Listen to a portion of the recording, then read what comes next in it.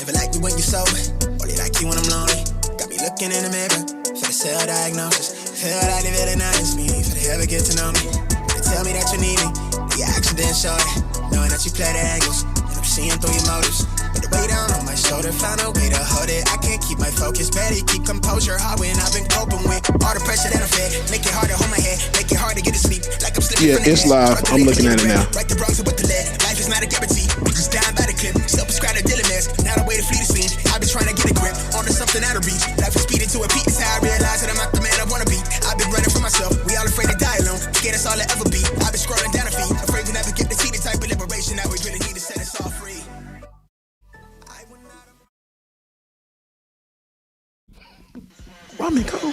Like It or Not with Benjamin Dixon starts now.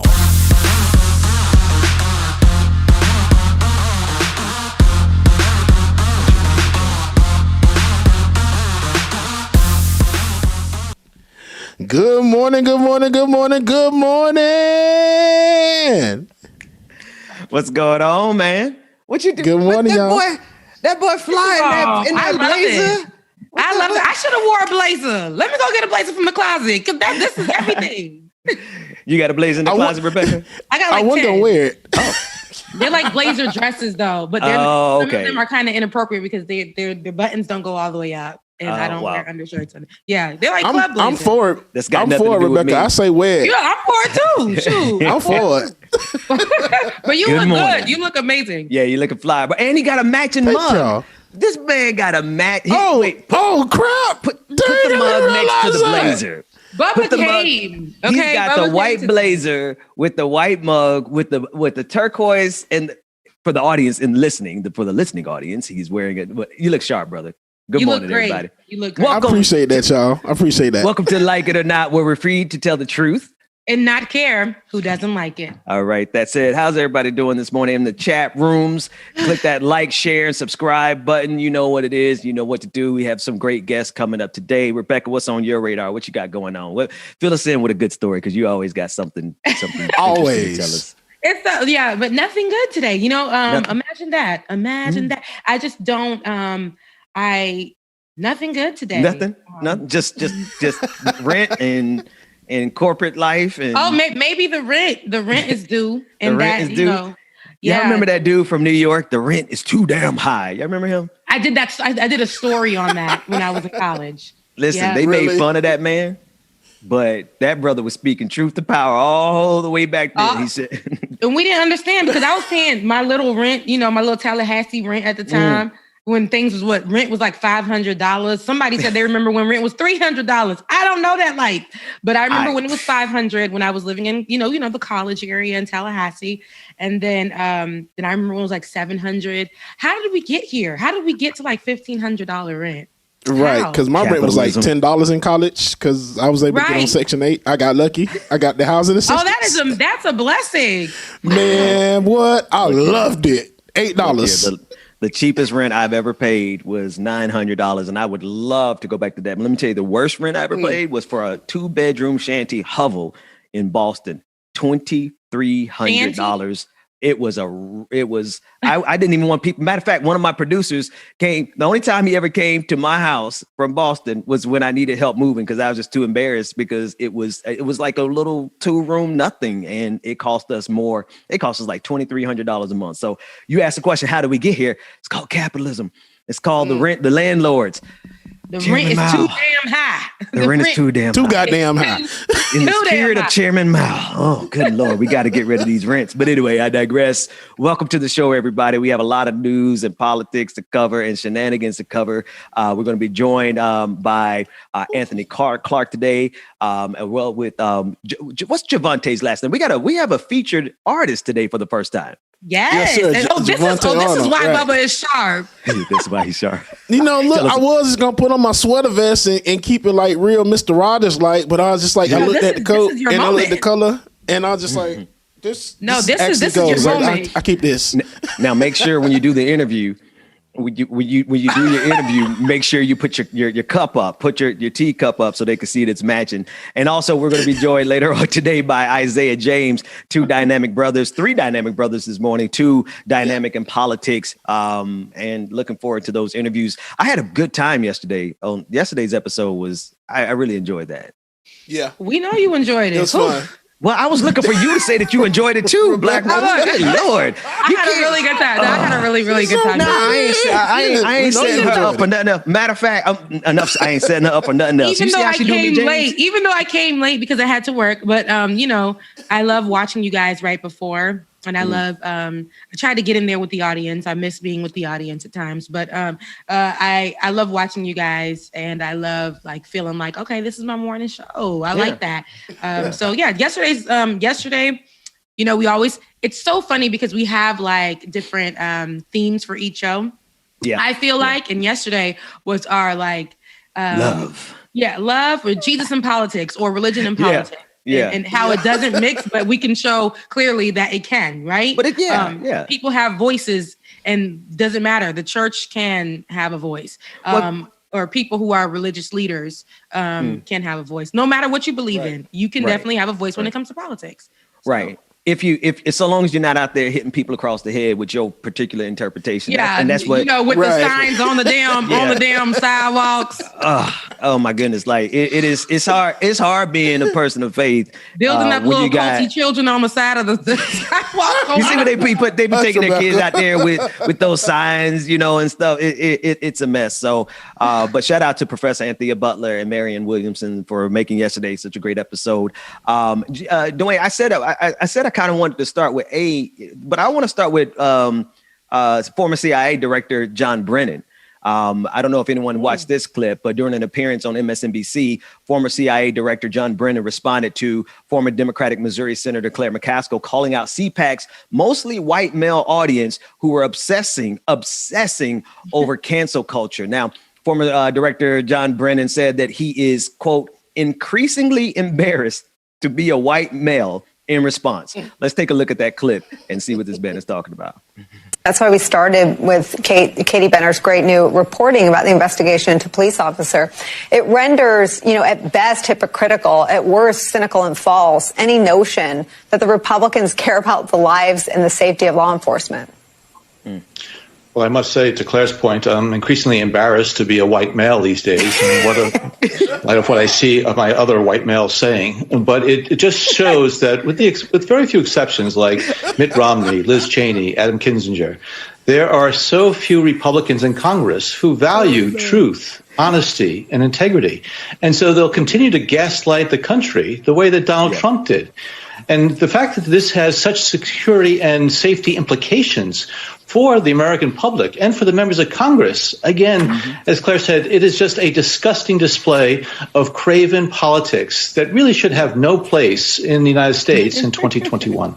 Katie, now, y'all know we gonna play that clip over. And no matter of fact, Dwayne, just go ahead and reduce it to the one part where he says, "I'm embarrassed to be a white male." Go ahead, Rebecca. You were about to say something. No, that was it. It was his sincerity when he said it, because I felt that. He just looked, it was like, it's pitiful to be us. Like, we just can't never get it right. Look at us. No, they look can't. at us. We're an embarrassment. Yes, those white men are. But listen, I want to contextualize it a little bit. I'm not a fan, and no one should be a fan of the CIA, former director or not, because shout out to them for all the destruction and chaos they've caused globally, as well as in the Black community specifically. And so if he has any guilt over anything, it shouldn't just be about being a white male, but it's also a white male who has helped propagate some of the worst coups in global history and destabilizing democracies. So I have to put that in context. Now, bringing it back to just the foolishness of, everything that he said was true, right? But I'm not moved anymore by white guilt. It's just like, okay, cool. Now, what are you going to do actually about it? Right. It's one thing to get on TV and say, but what you going to do if the CIA would do to white supremacy in this country what it did to Black revolutionaries, then we wouldn't have this problem, Brennan. So that's just, but for the sake of some joy, could you just play again where he says it's glorious. Just one more time for the records. I'm sorry, guys. If he hasn't ready. But it just shows that with the very few exceptions like Mitt Romney, Liz Cheney, Adam Kinzinger, there are so few Republicans in Congress who value truth. Never mind, I take it back. Embarrassed to be a white male these days. There it is. Like what I see, embarrassed to be a white male these days. It's her laughing for me. Well, I must say, to Claire's point, I'm increasingly embarrassed to be a white male these days. It's her. And he paused it right on her lap. Well, I must say, to Claire's point, I'm increasingly embarrassed to be a white male these days. Well, I must say, to Claire's point, I'm increasingly embarrassed to be a white male these days. Well, I must say, and I'm talking about she bust out laughing too. It made her laugh. It made her laugh like it made us laugh. So she understands. She understood. Ben, you said something important. The simple fact that your white guilt is funny. It's cool. It's cute. It's enjoyable. It's cute. But what else, sweetie? Now, what are you gonna do? Are you gonna go get your other people and get make it right? What y'all doing? See, that's my thing. Y'all stay shouting. And some of y'all that watch this too, we getting on social media and don't you talk about our audience. We need this audience. I'm just saying, y'all gotta make sure that it's a difference. There's a difference instead of just saying, white people suck and you're white. It's not the same. Like, I need you to get your people, because at the end of the day, that's still your race. And that's your cousins. People, and get your people and just rally them up and teach them and show them. Yeah. That's what the point of you watching the show is, to go and teach and show those other people a better way. Send the message or whatever. Yeah. Not, wow, watching this show made me feel less of a racist. And that's not what the point of this show is. That's not what the point of that's not what the point of some of these things. And I feel like that's why y'all can't just say things and do nothing. Black lives matter. Yeah. The weight is on your shoulders, because it's been on ours forever. And it just, white guilt don't mean nothing to me. It don't. Now, don't get me. Go ahead, James. I'm sorry, I'm going to jump in there. Go ahead. What you got? Oh no, I'm gonna say it don't mean a damn thing. It's show and prove. Now you got to do something. Show and prove, man. Don't talk about it. What you gonna do about it? Right. Hey man, talk to your colleagues at the CIA and let them flood the white supremacist community with crack like y'all did the black community, right? If you really feel bad about being a white male because of how this Make America Great Again is sabotaging the United States of America, go and infiltrate all of their camps like you infiltrated all of the black revolutionary camps. I'm not going to tell you to take them out like that, because like you did all of our black revolutionaries. But I mean, come on. If you really want that, like what good is white guilt if it's not actually doing something? I don't need you guys to fly Black Lives Matter flags and then gentrify our neighborhoods. We need you, if you're going to represent all the way. Go ahead and take down white supremacy, because not only is it a threat to black lives and brown lives all across the globe, it's a threat to this democracy. So shout out to Brennan for at least having the first step. Yeah. And then especially in these times, right? We just had two major movies that have strengthened our minds in knowledge. And I'm talking about Judas and the Black Messiah, and then Billie Holiday versus U.S. versus Billie Holiday. Yeah. It highlighted, and not to make us not like white folks even more. No, that's not the case. Right. And some of these movies actually showed, which is kind of weird to me. I had to check that out, but camaraderie and stuff like that in some ways. But then it showed us dang, that was just not too long ago. But even then, it was just to see that major people who deserved to have a voice and things like that. We're trying to be silenced by the feds. And now the feds embarrass the white folks. I don't have any guilt for you. Just this whole thing. There's nothing there. I don't have any sympathy, empathy, or none of that for y'all, because this is the time for y'all to start putting y'all. I can't say money where your mouth. I don't know. No. Wait. Actually, you can. Because white guilt is a commodity in this country. Let's keep it 100, right? There's plenty of people in these spaces cashing in on white guilt. We're not one of those groups, but you can go to patreon.com/the BPD show and support this show, or download the Voices app. If John Brennan, if you're feeling that guilty, then actually put it to good use, right? A representation of reparations. It's not reparations. Okay, it's a representation. It's representation. if you feel really bad about it, which honestly, let's just be real. Like, I don't think he actually, he said it, but cool. But I don't really believe it because it is the thing to say. It is the cool thing to say. Like, oh, I'm so sorry for the sins of my ancestors. Okay, what you gonna do about it though? Right. You're gonna fight with us for reparations, like Marianne Williamson. You're gonna fight for us to end cash bail across this country. You're gonna fight to legalize marijuana and expunge, right, and give clemency to all of our brothers and sisters who are locked up because they were the pioneering entrepreneurs of the drug sale of weed sales. Nah. So if they're not gonna actually line up behind policy that's gonna change people's lives, I appreciate the sentiment. It's really funny. Matter of fact, let's play it again, but it don't mean much unless you're putting something behind it. Let's listen to him one more time before we hit the road.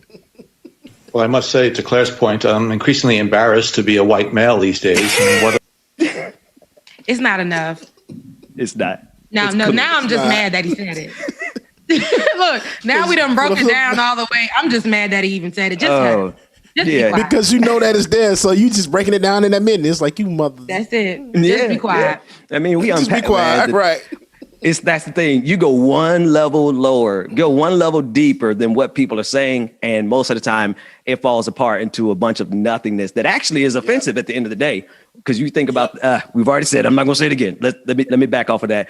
And what else y'all want to talk? I mean, we got plenty of other stories, but I just had to get that one out the way because it really touched my soul this morning. Oh, well, you know what? We can do? I know that if we can, just touch on the Golden Globes real quick. Yeah. I know that we got to get to some politics. I know that we, wanted to start the show off with politics. Trust me, I'll find a way to make it political. I was like, Ben, I don't want to throw you off your rocker right now. But yesterday, I know that we discussed it. And I don't know if I didn't get a chance to go into the comment section and see if, somebody was able to help me understand how the Golden Globes or these award shows work. As far as when it comes to picking, because of the time and the timing, it's just weird to me. But I wanted to highlight the looks, at least something positive. Chadwick Boseman, he won Best Actor, R.I.P., in a drama at the Golden Globes on Sunday. Taylor Simone Ludward, Boseman's wife, accepted the award on his behalf. Now, this is kind of emotional, but let's take a look at what she had to say. That was powerful.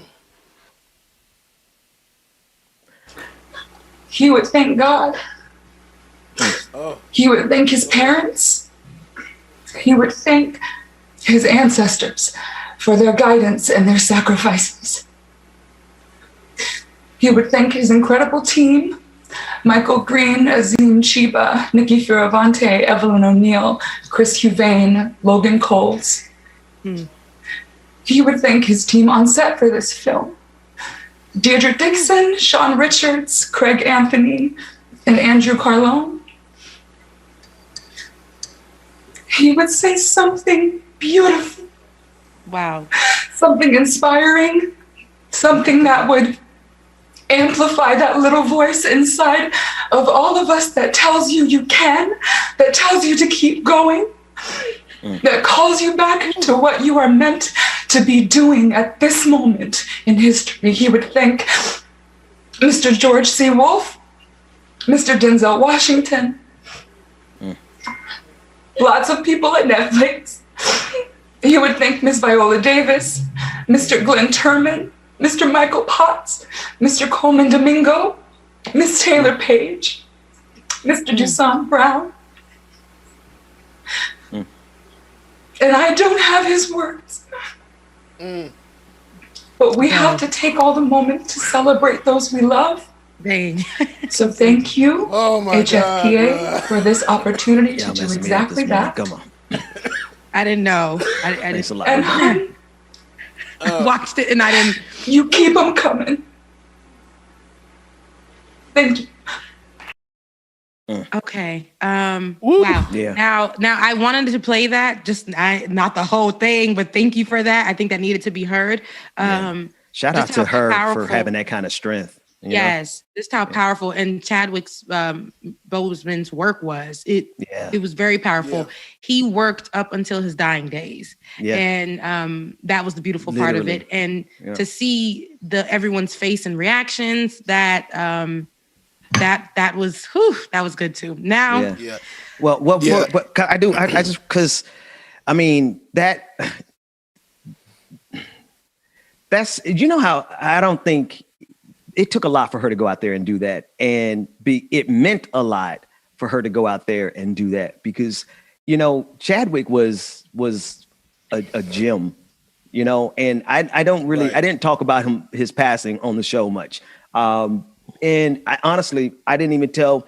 A lot of parents were telling their kids that Black Panther died, and I didn't tell my kids that because just because that was my parental discretion at that point, because there's a lot of trauma happening right now, and that sister stood there, sat there, and just really poured out to a whole lot of people the value of his life. Sometimes we take a look at it and it's like, he's an artist and he's gone and we're sad, but he was a father. He was a husband. He was a son. He was a brother. Like he was a genuine friend to a whole lot of people. And so for her to have that strength to come there, I have to salute her on a whole nother level, because I just can't imagine so quickly after his passing, having that kind of strength to go and do what she did. So we salute her. Yeah. Yeah, no, it's the big time. I don't even know how to come out of that because I'm like, dang. We can go to more politics if you will. No, there's more to come. I mean, because I don't. Okay, go ahead. Oh, and I will say, make sure if you have not seen that movie, Ma Rainey's Black Bottom, amazing movie, and Chadwick deserved everything that he was given.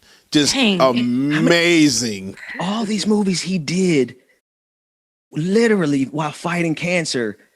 Yeah, I mean, that means that the whole time he had cancer, filming Avengers, all the Marvel movies, fighting this, going through it, and you wouldn't have never known. It was the one guy who, I forgot what the movie was that he was working on, and if I'm not mistaken, was it Black Panther? I don't remember, but it was his wife was on set with him and was pampering him, and he couldn't be without her. And the guy was like, the particular actor, and I forget his name, and he was doing an interview, and he said, I looked at him and was like, dang, he's all like getting all this extra care as if nobody can touch him or be around him. Like, what's up with that? Know. And then he said, I hate that I even judged him in that way, not knowing what he was dealing with. Just like I think you called it out when people on social media, he went on Instagram Live just to talk. And people were so mean and so cruel because of his appearance. And you don't know what somebody's going through. You don't know. And for people, and they were making jokes comparing him to being on drugs. It was just really, you can tell when, and him just being him, not even discussing, wanting to live his life, not even discussing his visual changes. He just go into the interview as Chadwick Boseman, not as Chadwick Boseman who has a disease and things like that. He was going to these to work as Chadwick Boseman. So shout out to him. Shout out to his wife, family, and his family, his kids, everybody, and everyone. Yeah. Look, that's a lot. Now I think we should definitely go to break. It wasn't supposed to be like this. Okay, it wasn't supposed to be like this. It wasn't, but hey, 2020, man. 2020 wasn't supposed to be like that, but here we are on the other side of it. Y'all, 2021 still in 2020. 2021 still feels like 2020. Honestly, it still feels like 100 years all in a couple of weeks here for this last couple of months because it's been wild. James, take us to break. We'll come back with more Like It or Not after this. Good morning, people, again, and welcome to Like It or Not. I hope that y'all are enjoying the show thus far. Make sure that if you want to become a Patreon, make sure that you join patreon.com/the BPD show. Again, patreon.com/the BPD show. And while we're at it here, we might as well go ahead and do our first artist spotlight for the morning. So what we're going to do right now, who we have on the line to have them in my ear and I can't stand them. Oh my gosh. My brother dropped a bomb track last year, and with everything going on, I would be remiss if I didn't get his track played on the show. So without further ado, y'all, here it is. No More Mr. Nice Guy by Javonte. Y'all check it out.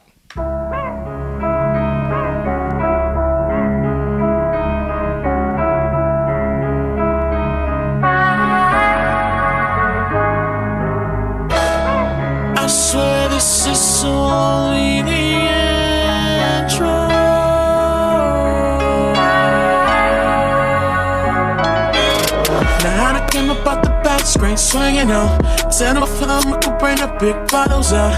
Here is Monte on the track, bet you didn't know that I had this talent, now it's time to let it show. I'm stepping out this booth, I'm hotter than a fucking match. I got a bag of sticky bust to switch down in the back, and I'ma pass it to the left, and you know what to do with that. I'm going up the gas, and if in the echo ass, yes, I done been through hell, and I done been back. Rolled out my wave, and I'm finna start back. Made a couple mistakes, but it wasn't once that I got the juice to make it step, come back, right back. Up in this booth, I don't do nothing but attack. You seen the smile again, oh, you thought I was whack. Fuck your name, fuck your friends, fuck your feelings, house. That can be a petty motherfucker, I don't speak in straight facts. And then I gave my heart to so many, yeah. And then I done so much for so many, yeah. It's my time to reclaim, I'm ready, yeah. And this music is everything I need, yeah. The second verse is from a fucking hater. I feel the hate, hear the lies that you speak about me. I'm yourself, graciously, when you're trying to roll with me. If you can be on, you can be out. So just should join the army. No, I've seen a lot of people hurt, and I've seen a lot of people make it out of words. Shout out to everybody. I appreciate the love, y'all. Make sure that y'all dropping them lion heads in the chat, y'all. Drop them lines in the chat, y'all.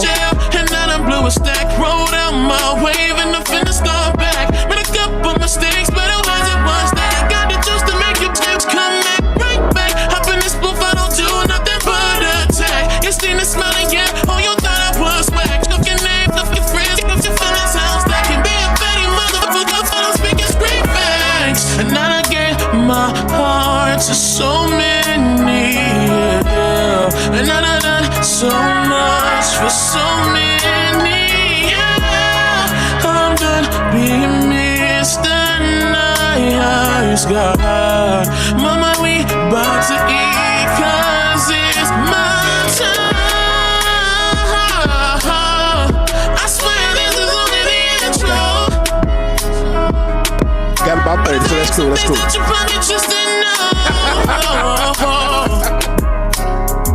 I swear this is only the intro.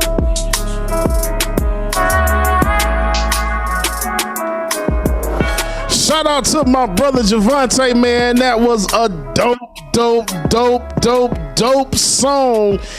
And coming up in a few minutes here, actually a couple of seconds, we have my brother Javonte joining us right now as soon as we get him on the screen, y'all. Definitely want to talk about this track. Javonte, what's going on, brother? Man, how are you doing today, sir? I'm pretty good. Can you see me? Yeah, I can see you pretty good. Can you hear me? All right. All right, good. Man, dope song. I thank you so much for giving me that track, man. Loved it. Been feeling it for a while, so I really appreciate you, man. How's everything been going? I know that you're in Texas, so how's everything been going there? How was that for you? Texas is pretty good, man. We had the snowstorms come about a week ago. Thankful to God I was able to have power and water and everything during the storms. So I actually wasn't one of the persons directly affected by it, but it was mad crazy. I tried to get to work a couple days. The roads were shut down. Businesses were shutting early. So it was kind of a hassle getting everything that you needed because, of course, everyone was out. But I was good through all of it, and I thank God for that. That's good. That's good to hear, man. Got to make sure my brother's good, y'all. I've been knowing Javonte, y'all, for years, by the way, okay? Didn't know that this mother sucker could sing, so he surprised me, but I appreciate that. But, man, tell us about the song. What inspired the song and how did it come about? All right, so No More Mr. Nice Guy is actually the end of a story that I'm actually working on an EP for. No More Mr. Nice Guy is about the moment when you get to a place where you're kind of fed up. You've been dealing with a lot from people, work, stress, friends, etc. And it's that moment where you say, you know what, I have enough. It's kind of like that moment when you're about to, I guess, break or have an outburst. But for me, I put it into song. So I wrote that song in about 5 minutes. It was a day where I was just really fed up with a lot of stuff, and I just decided to put it on paper.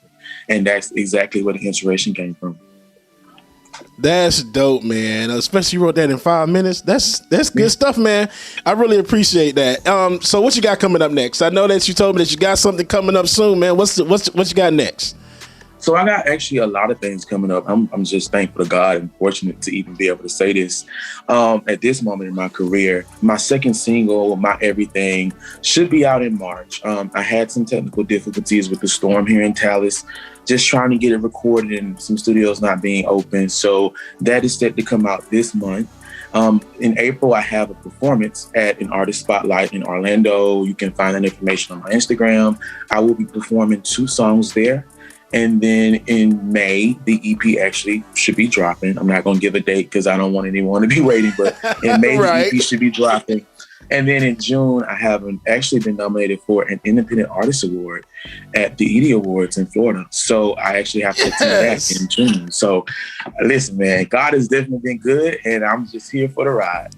You better speak on it, brother. He's in the blessing business this year, man. Even though it's a continuation of 2020, he's still in the blessing business, man. Javonte, it's always good. A pleasure speaking with you, man. I greatly appreciate you. Now, make sure that you tell everybody how they can follow you and how they can download the song.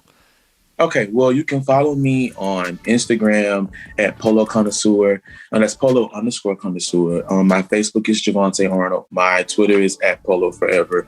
You can go to DistroKid and find them on Mr. Nice Guy. It's everywhere. TikTok, Facebook, Instagram, Spotify, Twitter. Yeah, I was going to say Indeed. Oh, my God.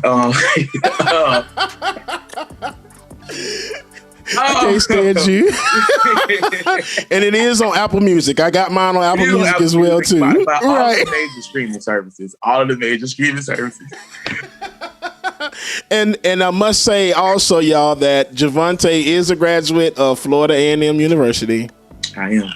But it's okay. Yeah. Rebecca, the other coach, Rebecca Azor, she's also a graduate of Florida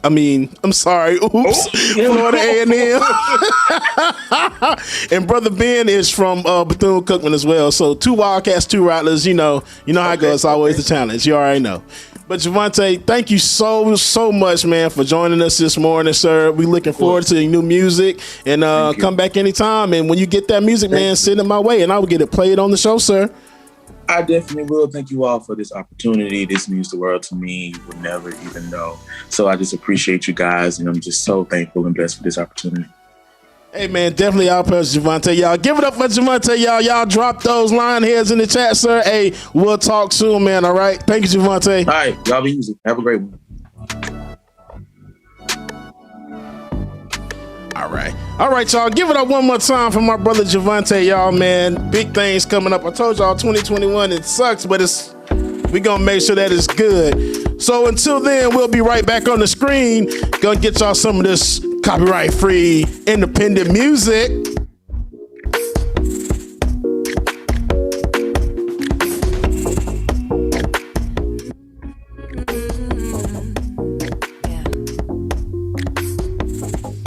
And shout out everybody in the chat room. I see y'all. Make sure that you are hitting that like button, share, comment, subscribe, and always make sure that you download the Like It or Not app. The Voice is my action sprout. Makes us work. You seem like you want no one to see. With you behind closed doors is where I need to be. She's nothing like you. And if you want to become a member or a subscriber, make sure you join Patreon. Patreon.com/the BPD show. Patreon.com/the BPD show, y'all. Let me be your great escape. Show you to this higher life. What you say? I'll be a secret. Y'all are crazy, man. I love y'all.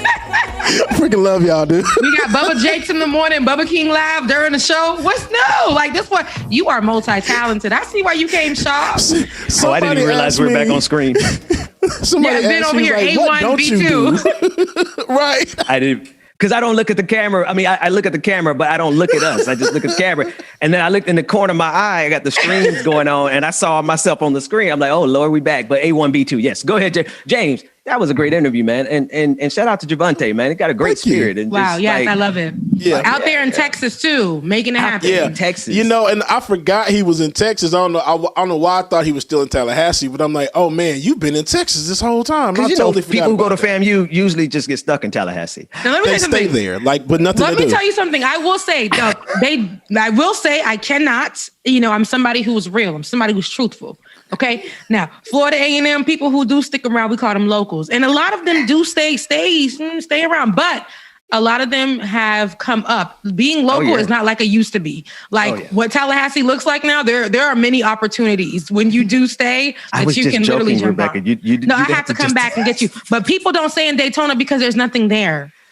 I mean, we stay in nothing there. There's quite a bit. The land. There is nothing there. Not where the school is. Nothing I mean, there. the school is like a mile away from the greatest beach in the country. The greatest beach in the country, the lies.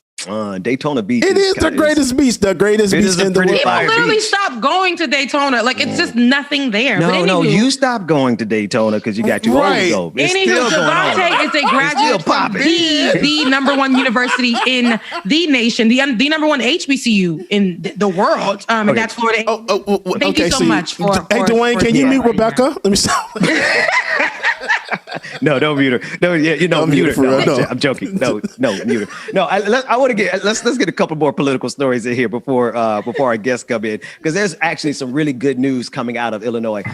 Illinois became the first state to end cash bail. Governor J.B. Pritzker has signed into legislation that takes away the ability for judges to set bail of any type of crimes charge. The legislation makes way for, quote, safety, fairness, and justice within Illinois criminal justice system, according to the governor's office. The cash bail will not end until January 2023, giving officials time to get ready for the new system following the signing of the legislation. Governor Pritzker issued a statement saying, in part, quote, this legislation marks a substantial step toward dismantling the systemic racism that plagues our communities, our state, and our nation, and brings us closer to true safety, true fairness, and true justice. Speaking with Now This, Sharon Mitchell Jr., the director of the Illinois Justice Project, commented, quote, money will no longer be the main determining factor in whether someone will be in or out of jail.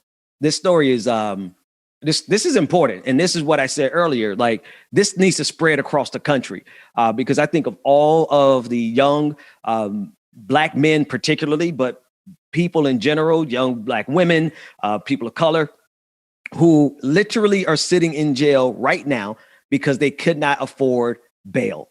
And that has a reverberating effect in their lives, right? The impact.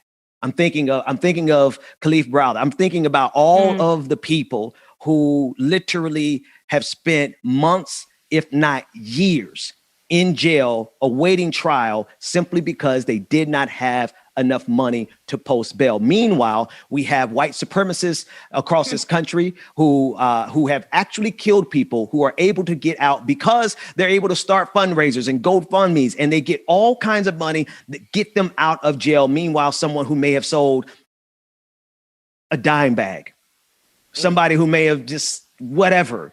Sometimes they didn't do anything. The police just simply said he resisted, and then they rot away in jail because they cannot afford sometimes $600, $1,000. And so this move by Governor Pritzker, I think, is and by the legislature there in Illinois, is something that I believe Rebecca and James it's got to replicate itself across the country, because this is one of the number one impediments for justice in this country. So if we can get rid of this state by state by state, there will be so many people who are able to handle themselves through this criminal justice system without having the burden of having a double penalty for not only being accosted because you're Black, but also being locked up for an inordinate amount of time because you're poor and you can't afford to pay this cash bill. So that's what I'm thinking. What y'all thinking? You said it all, bro. Look, you said it all, brother. You did, especially because it's so hard to once you get locked up and you're trying to bail out, you got to find somebody that has property or do all this extra stuff, man. And that's a lot, man. And it really sets us up as Black people to fail, to get locked up and to stay in there for the longest time. And because I remember, if it hadn't been for my brother, a simple traffic stop with a suspended license years ago would have been in there for the longest time until we found somebody that actually owned their house. So I'm glad this is done. So this is a good thing. Good thing. Look at that compounding. Go ahead, Rebecca. I mean, that's great. You had to find somebody who owned a house. Yes. Wow. You had to find somebody with their first of all, Bubba, can you see us? My God. Oh my God. I just see me right now. And that's because I'm like, boy, it's hot as hell over here in this suit. I don't know how y'all do it. And I'm just like, Dwayne, go away. So, but okay. Yeah, go ahead, Rebecca. And he kept you on screen so long. I'm like, I could tell my brother wanted to wipe the sweat. He's looking like, I can't see, man. Sweat like drops of blood falling down from my brother's forehead. But anywho, that's while Bubba gets himself together, Dwayne. It is something that you brought up that's very interesting, and not very interesting, but very disturbing, shocking. Like you had to find someone who owned their home, and that was going to be the deciding factor on if you got out of jail because a suspended license. That is ridiculous. Now, Ben, you, in the story, you said that this won't start until 2023, right? Right. We are in 2021. Wow. That's a ways away. And while this is a profound thing, this is monumental, we have to wait for it. And it's one of those things that we've discussed this with other laws that they said they wanted to pass or have passed or are going to pass, and the amount of time that we have to wait for it to pass. And that's just like, dang, why can't we? I wish that this could be implemented right now, because imagine from now to 2023, somebody's gonna sit in there. Oh, how many lives we could save, how much time that wouldn't be wasted, of people's time that wouldn't be wasted, and where you wouldn't feel like you're being reprimanded more for the fact that you don't have any money for being poor and breaking the law. Like it's ridiculous. Listen, I've had to bail out a couple of friends, and the process itself is a demoralizing process for everybody involved. And I'm thinking as I speak, and I look just like Rebecca. Look, I'm like, am I talking? Because I was gonna start doing your voice, Ben. I was gonna start moving my lips and let you just stop. Because I was like this. Am I still on the screen here? This is a dead ass serious story. But here we are. I know, but it was just like we're laughing for that. But I'm thinking about all my friends a couple friends that I've had to bail out in times past, and then James. But I never encountered the situation that you encountered, where you literally had to find someone who owned a home. Let's think about the layers here, right?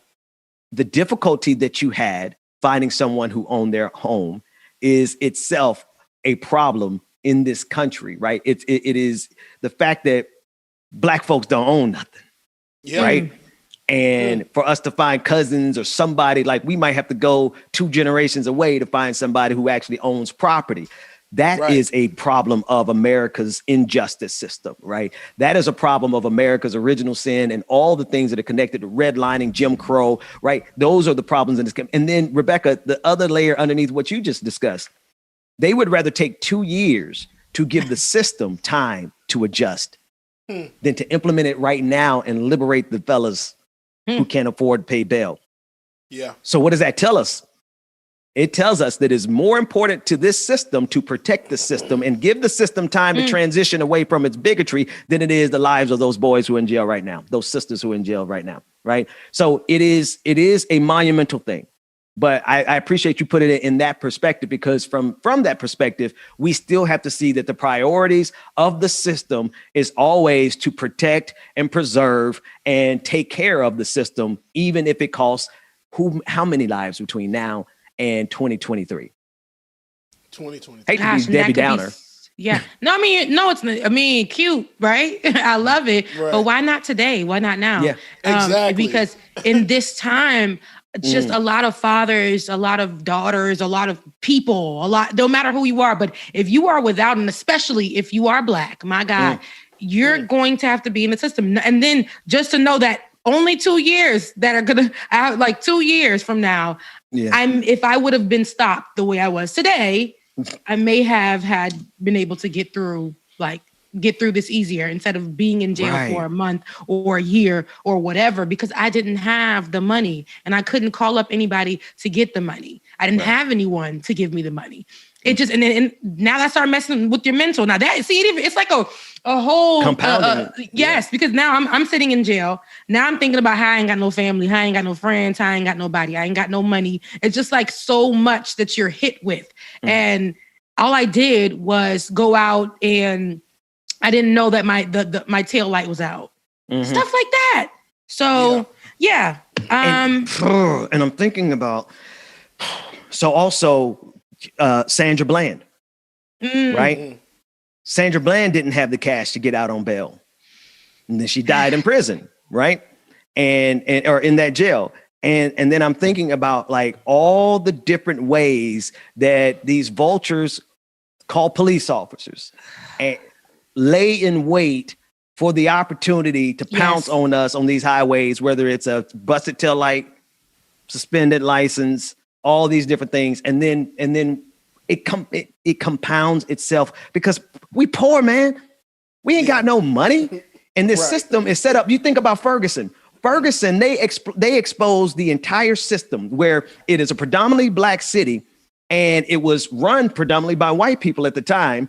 But they had a punitive system where the entire city was funded off of all of the fines and all of the tickets and all of the traffic stops that they concentrated in the black community.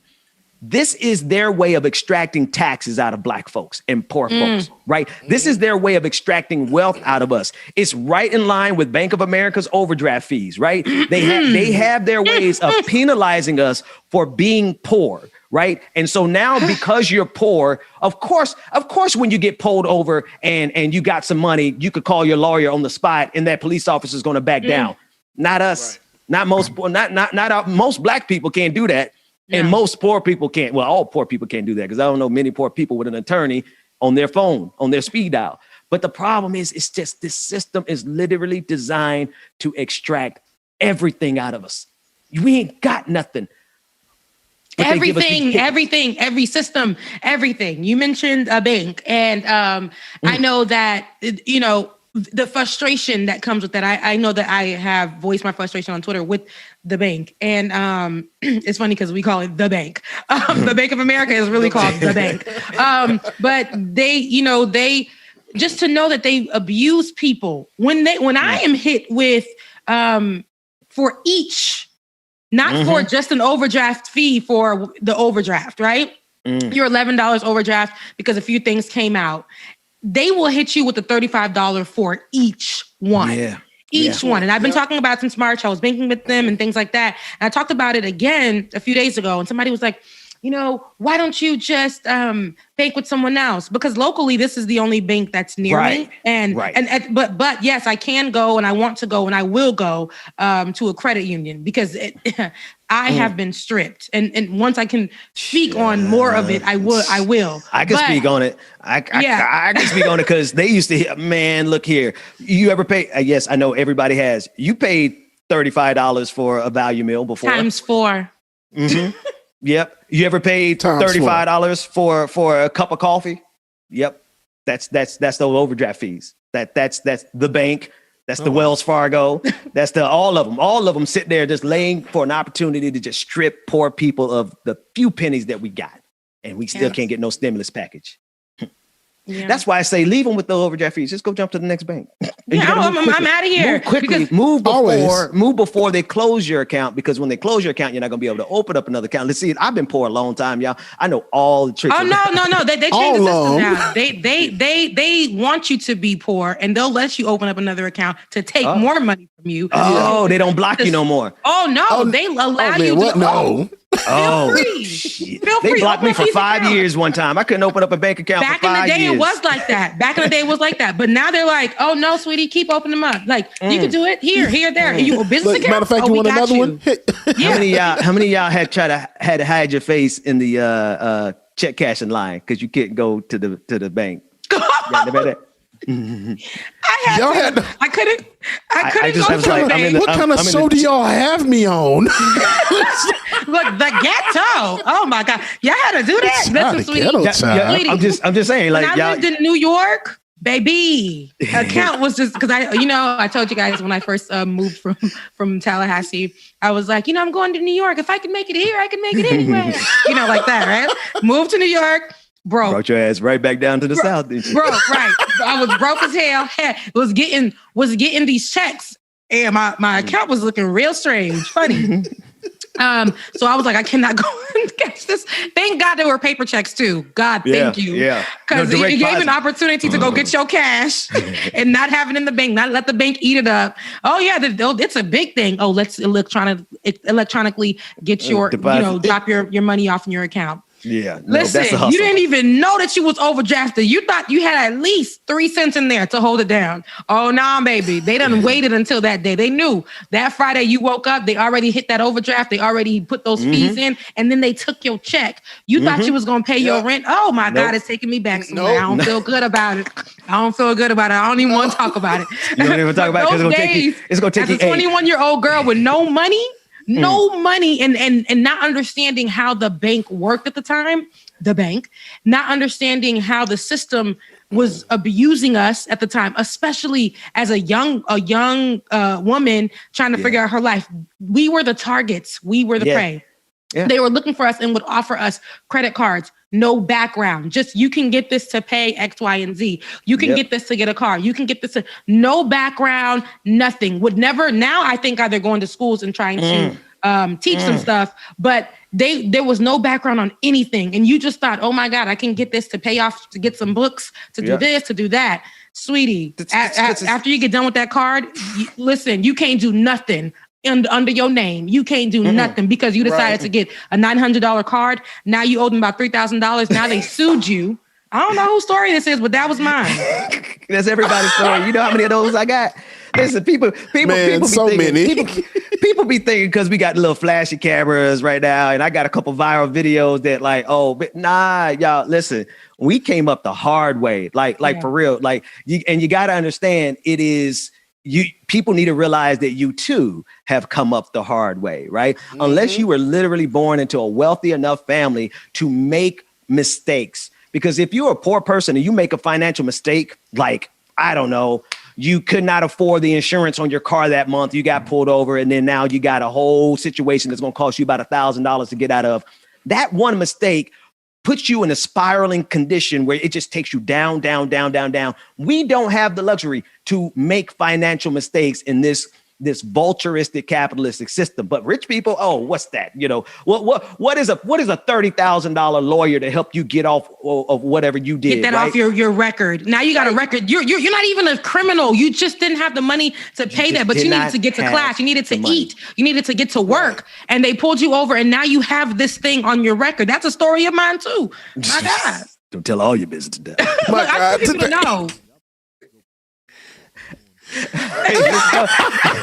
I hope the audience heard you, Dwayne, because they be thinking we crazy up here laughing.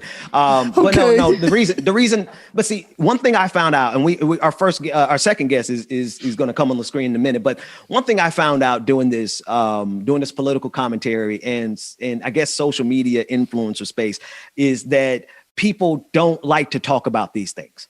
Because it's embarrassing, because we have an entire system that tells you that you have to be rich, that you have to look rich, that you got to, do it for the gram. You got to be on the yacht. Everybody is balling. That's why I don't want to get on Clubhouse no more, because everybody's just talking about how they're going to be an empire and build this. But I'm like, y'all lying. Y'all got overdraft fees like everybody else, man. Most of y'all be standing in the check cashing line. If we are honest about the oppression of this system, we got to first be honest with ourselves. Yeah, because trust me, I want to be cute, look good, all of that stuff, and and I do. But we was poor.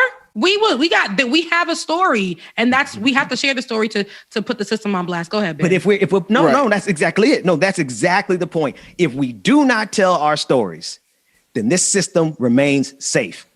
The moment we start telling our stories, we start seeing that it's not just me that dealt with those overdraft fees all that time. Every single time I got a check. No matter how hard I worked, no matter how much I watched my money when I was a teacher, I stayed in the overdraft. And then when we investigated it, it's because that's literally how they make $1 billion industry, class action lawsuit with Bank of America. All those things came out. But this is what I'm saying. If we're too ashamed to talk about those things, then we're going to be looking at everybody like, oh, I'm the only poor one. No, I'm the only one with overdraft. No, you are just one of millions of people who are locked into a system that is designed to exploit you. And with that said, I want to introduce my brother from another mother, Anthony Clark.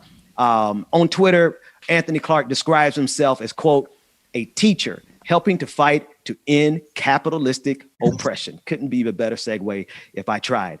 Anthony Clark is a high school teacher in Illinois, a former member of the military, a veteran campaigner in Illinois politics, and he's currently running for village trustee of Oak Park. Anthony, first and foremost, man, it's good to see you. How are you, brother? Man, I'm over here. Y'all testifying. Y'all was just preaching, so I'm feeling it, man. I'm thinking about all my overdraft fees, but I'm good. Hey, man, I know you said something prolific. I know you said something dope. I know whatever you said was amazing. I didn't hear it, but I know the audience heard it. So, it was me too. Y'all over here preaching for me. Such a pleasure to be on. Thank you all so much, for all that y'all do.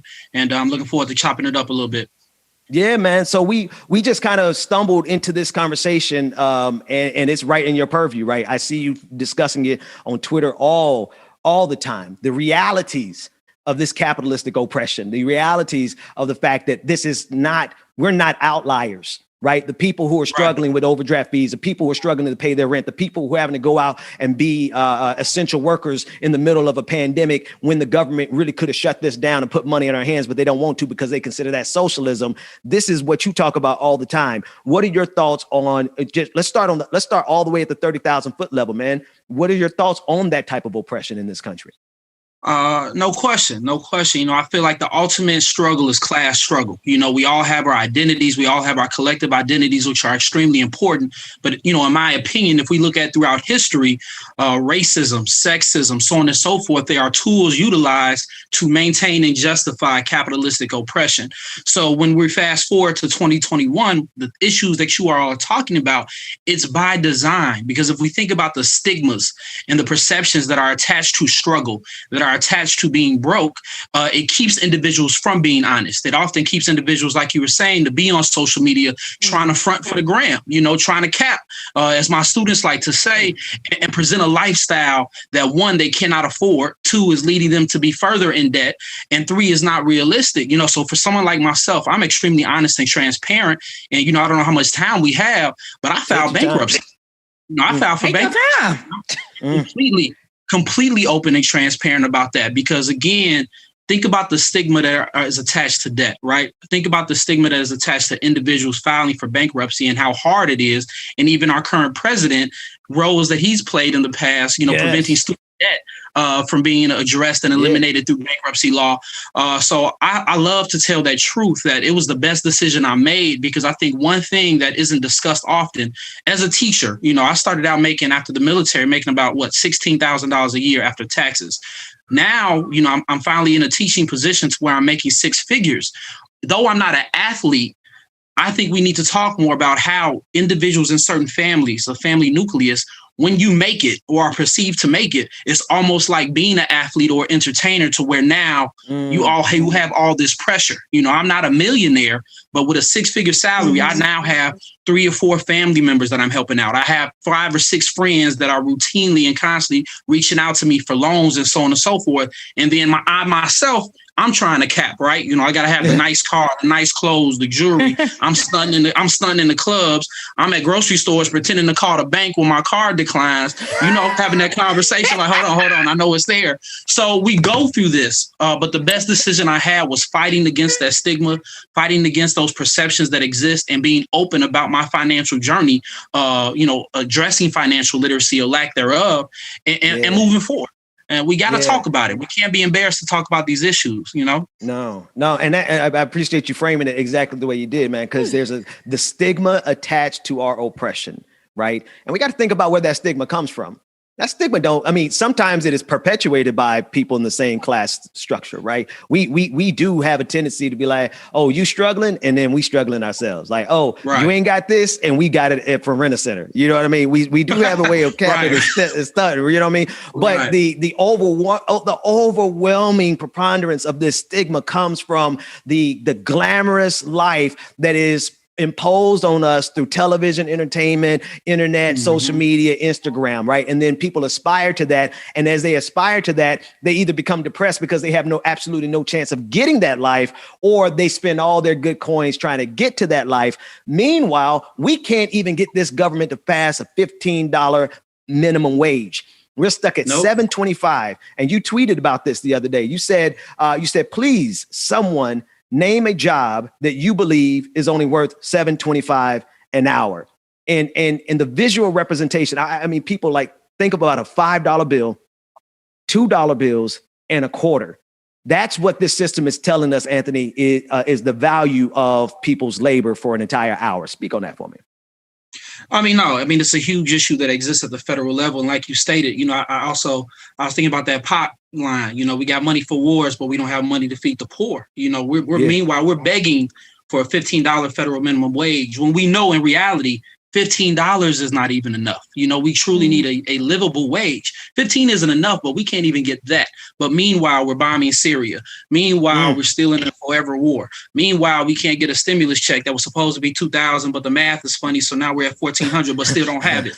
So, I mean, we could go down this rabbit hole and continue, but again, it's by design because it's about profit margins at the end of the day.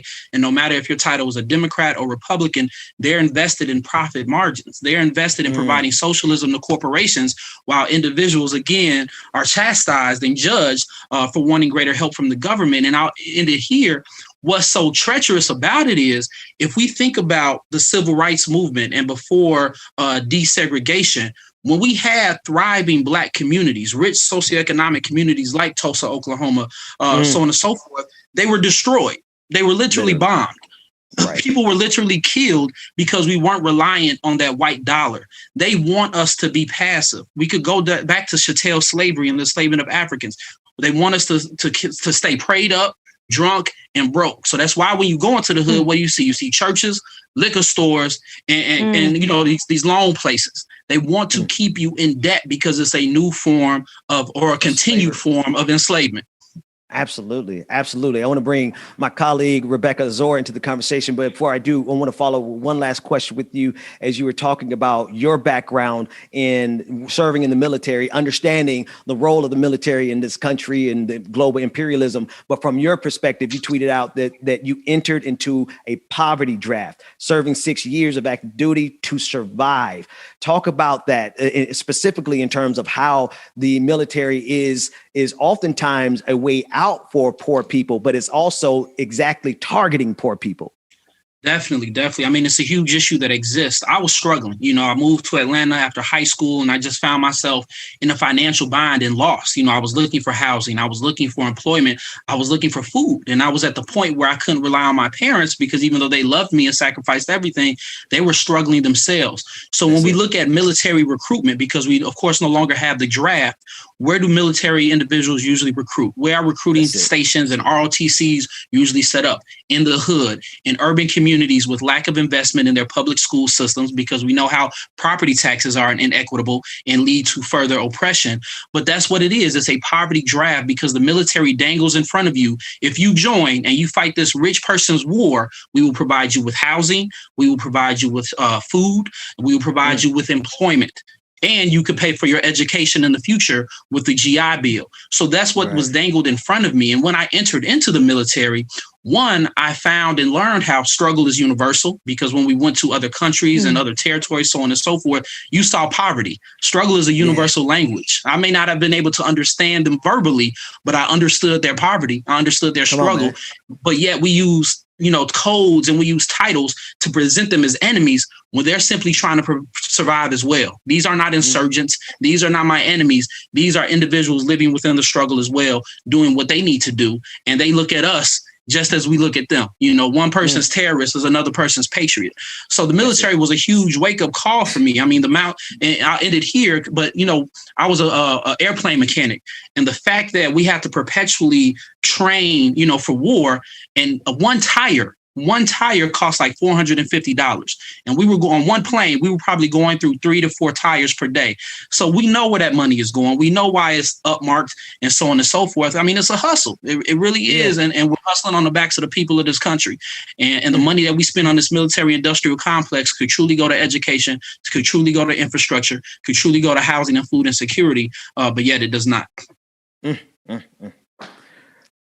Look, because that was a lot. I was just like, wow. This is just pregnant pause. It's just been a lot of what you said from the beginning of the conversation to now. It's a teachable moment. A lot of things you dropping are a gem. So what I asked to you is your position as an educator, right? And you get to you discuss these things. How is it that you're able to? Because it seems to other people that this may be radical, but I know that you say you still teach your students this. So how are you able to have these conversations, be clear about it, and not get any pushback? Not to say that you don't. Right. No, 100%. And I feel like you all live this truth as well. And I think that when you are Black, because there are people of color, there are Black individuals. I like to separate it because, they try to, I think, marginalize us and push us into just people of color. But when you are Black and vocal, and I feel like there's always pushback. I mean, literally, I'm in my superintendent's office maybe once or twice a month based upon parents calling the school, trying to report me for various things that I'm doing in the community or various things that I'm sharing because they want you to be docile, right? They just want you to be quiet. Just be happy to be here. You're in a predominantly white space. You're making decent money. You should just be happy to be here. We're allowing you to be here. But when you push back at that, of course, it creates issues.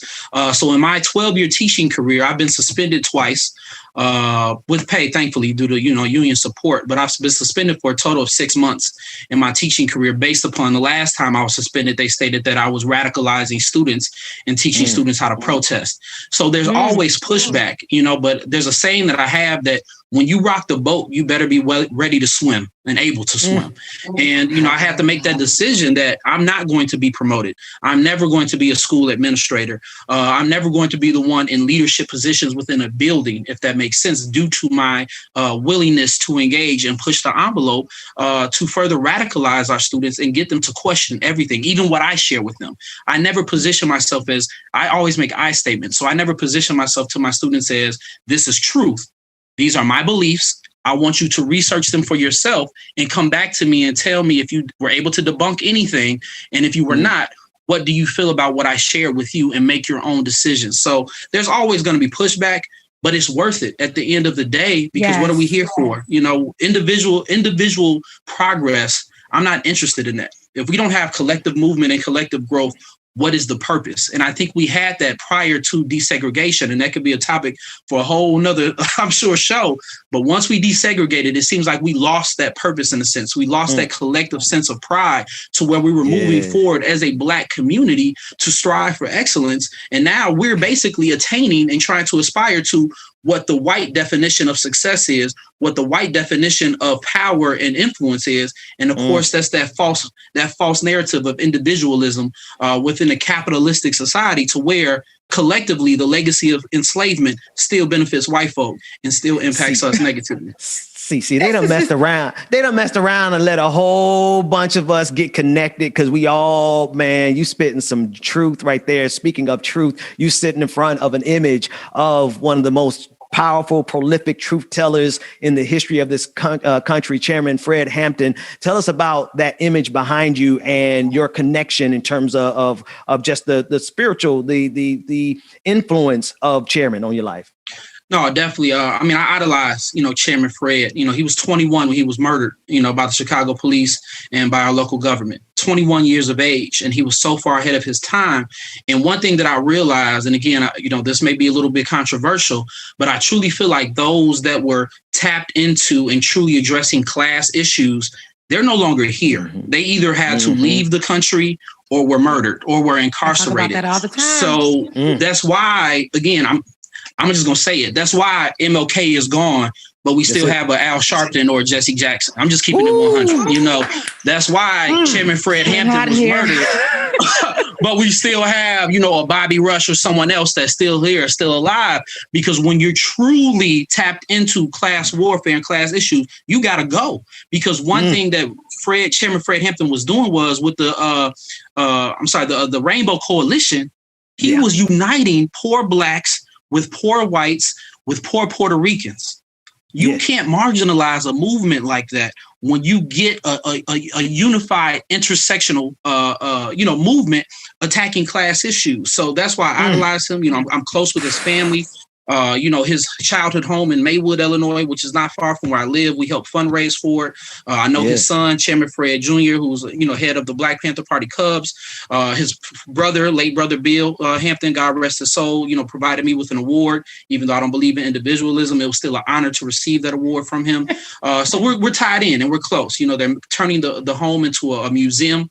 But we have to learn from Chairman Fred and many of the issues, or all of them, that the Black Panther Party pushed. When we're talking about the food program, feeding children, feeding those that are in need, when we're talking about protection in our community, when we're talking about healthcare, these are issues that the Black Panther Party basically revolutionized and fought for. And for that, they were labeled communists. For that, they were labeled terrorists. Meanwhile, we see what true terrorism looks like when we have predominantly white folks storming the Capitol in the name of Donald Trump, not even policy, but in the name of Donald Trump, who represents white supremacy. So we have to talk about these issues. And, Chairman Fred, again, I'm going to follow in his footsteps. And I'm probably never going to get to the point where somebody wants to assassinate me or murder me. But as long as I could teach a little bit about his legacy and play a collaborative role in pushing for real change and educating our community, I'm happy. Yeah. But they got a file on you, right? Though, Oh, no question. No question. Yeah. I was going to say, on the radical as you are. No, you're radical, honey. You're literally out here. You're speaking it. You're speaking your truth, and you're speaking it with no F's given. And then you're in a space. It's the audacity of you, right? To be in a space that is predominantly white and taking the white folks' money, be teaching people, kids. Listen, this is what it's about. Listen, this is capitalism. This is racism. This is white supremacy. This is what needs to be done. This is history, and this is the truth. The audacity of you, and the audacity of you to get suspended. Still pull back up like, no, I'm an educator. This is what I'm about to do. You're not going to take this from me. And I absolutely look at you. You got tenure, brother. Listen, that's what I'm saying. You need that. Yes. I got tenure early because thankfully I'm good at what I do. Good. But it shows that when you are passionate about something, when you're driven about it, no one can take it from you, period. No matter what they're telling you that's wrong, you still know that this is my duty. This is my purpose. It has to be done. And I'm willing to take anything that comes my way and keep it pushing, that's real because not everybody can stay in that moment. Like a lot of people give up because it gets so frustrating. This fight gets hard. I mean, it's a lot, but to see people who are willing to just go through it, all on the line. Take all the bullets I love that you shared that because I think it's such an important component and aspect of movement, right? Of being an activist or an organizer, however you define yourself, because I think all of us will get to that point where we have to make a decision. Do we continue on our path, which is less popular, which would, lead to possibly loss of friendships, ostracization, I mispronounced that word, being considered, the audacity of me, which I've heard many times. Or do we diverge and start to become popular, right? Start to collect the money. Yeah. Nothing's wrong with getting paid because we all need to get paid for our skill set. But I think you all know what I mean in a sense. We all get to that road where we have to pick a lane in the sense of, do we continue to be dangerous or do we become less dangerous in a sense and more popular? And for me, it's just, at the end of the day, money is cool, but what is money? I have to be able to speak my truth or I won't be able to live with myself. And, the kids that I see that I'm impacting, not on my own, because this is a collective movement, but when they come to me and they have their own ideas or they're sharing out, we were talking about Cesar Chavez yesterday because we like to broaden, organizing and so on and so forth. And when they come to me and discuss collective bargaining, like I had a student and I'm a special education teacher. So already I'm sure that disproportionately my students are Black and brown because they're pushed into the special education system, oftentimes without a disability, but simply because predominantly white teachers as Black males were only 2% of the teaching population and Black women are far less than whites as well. they don't know how to work with our students, and they look at them as aggressive. They look at them as, problems in the classroom, when honestly they're bored. And I would be bored too if these white textbooks didn't present me with true factual history that celebrated my people. So, I mean, it's a huge issue that exists. And, I don't know. Again, at the end of the day, we'll see where I end up, and we'll go from there. We got a couple of minutes here, but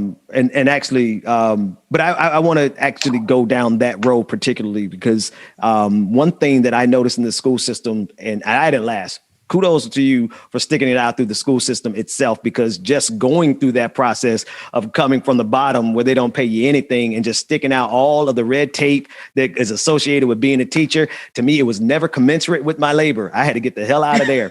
That said, what are your thoughts about the way special treatment is given, and rightfully so, to groups who need the special attention? I forgot the exact definition of it, designation of it. But when I was a teacher, I noticed one of the biggest challenges for my students that was never included in the IEPs and never included in those type of evaluations. The biggest challenge was poverty. And to me, it's like special accommodations. If any accommodation is going to be given to anybody in this school system, it most certainly should be to my students who did not have places to live, students who did not have clean clothes because they didn't have running water and they didn't have a wash machine and dryer. What has been your experience? Because you've toughed it out in that space for a while. And what are your thoughts on special accommodations for poverty? Yeah, I mean, again, when we talk about equity issues, equity is not. If we have a pizza, equity is not everybody getting the same exact slice. There are going to be individuals that need more than one slice, and there are going to be individuals that need larger slices than others based upon the interconnected systemic issues that exist. And I think for me, the biggest issue that I've encountered is the lack of understanding and empathy and the bias that exists within our educational system, to where it's a business. Let's be honest. School systems are a business, and they're in the business of just, again, pushing education and making money from it. So when you have students that don't come to school, you have teachers that don't have that perspective or understanding that it may just simply be beyond that student doesn't want to learn, because the majority of our students, all of our students truly want to learn, but they need someone that's willing to teach them, that understands their truth.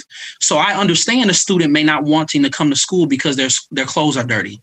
I understand a student maybe not wanting to come to school because they had nowhere to sleep last night. So they were on the street, on the block, and they're tired. Or they have younger siblings they have to take care of, or their hair. I mean, look at my line. And my line is not perfect right now, but their hair, because it plays a role in society. So we have teachers that lack that understanding. And it's even so nuanced in the sense to where how, and I don't want to overgeneralize, but how Black folk communicate. Like I'm handsy, right? We're verbal. We like to move around a little bit. We like MCs, right? We in a booth. We freestyling when we communicate. And for me, it's just normal communication.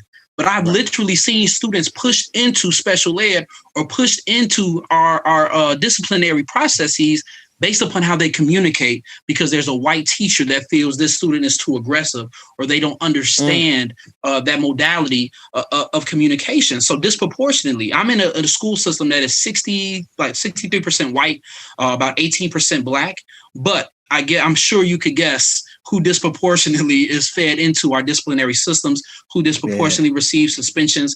And I also want to shout out Royal. They're a Black and Brown led student organization who mobilized. I've worked with them in the past. They were able to get SROs, school resource officers, out of our school building. So I truly want to salute them and give them a shout out, because adults have failed our youth.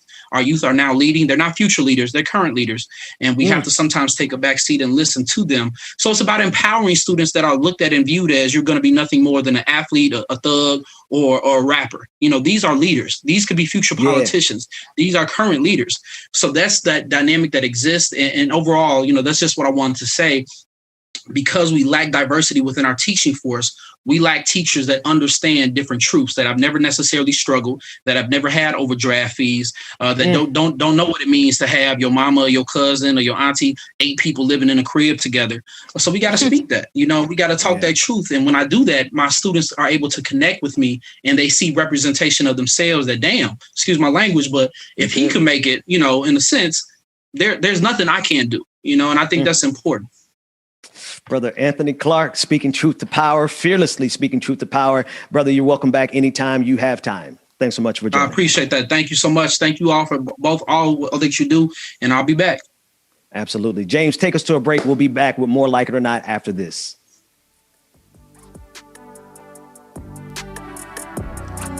All right, y'all. Thank you so much again, Anthony Clark. Greatly appreciate you. Awesome interview, y'all. Make sure I did.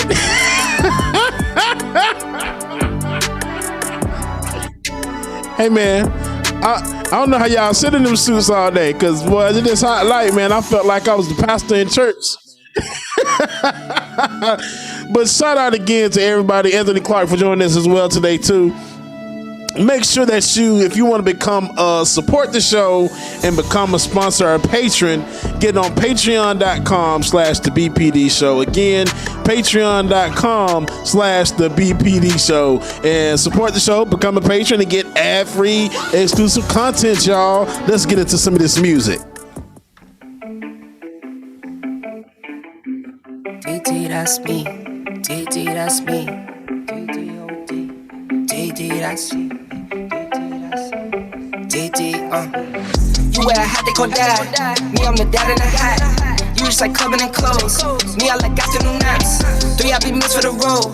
My oldest like counting racks. My middle one, she's in a dirt bike. My youngest is just like a mama. The mama loves me and I love her, so if she wants something, it's never about her. 3 little ladies, my babies, and 1 on the way. Now I'm stressing my mama. And don't try to play around, don't try to play with them unless you're looking for problems. So don't try to play around, don't try to play with them. My brothers out with the drama.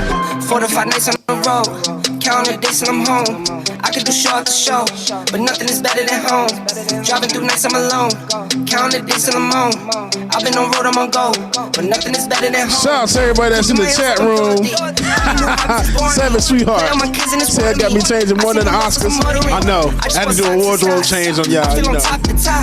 Shipping a pop, it pop. Still young in my 20s, I celebrate. Just one for the desert. See a message, son. Look. Headed to the house like a head state. Bring home the cash and the dinner place. I go. Shout out to Mama. Good morning, Mama. I ain't had a chance to talk to you. Good morning, Mama. I stay in the crib like a quarantine. I stay in the crib and I isolate. Making my way, watching demonstrate. I ain't no special, my tidal wave. I came to win, I ain't gonna play. At my own pace and I'm never late. See the strap.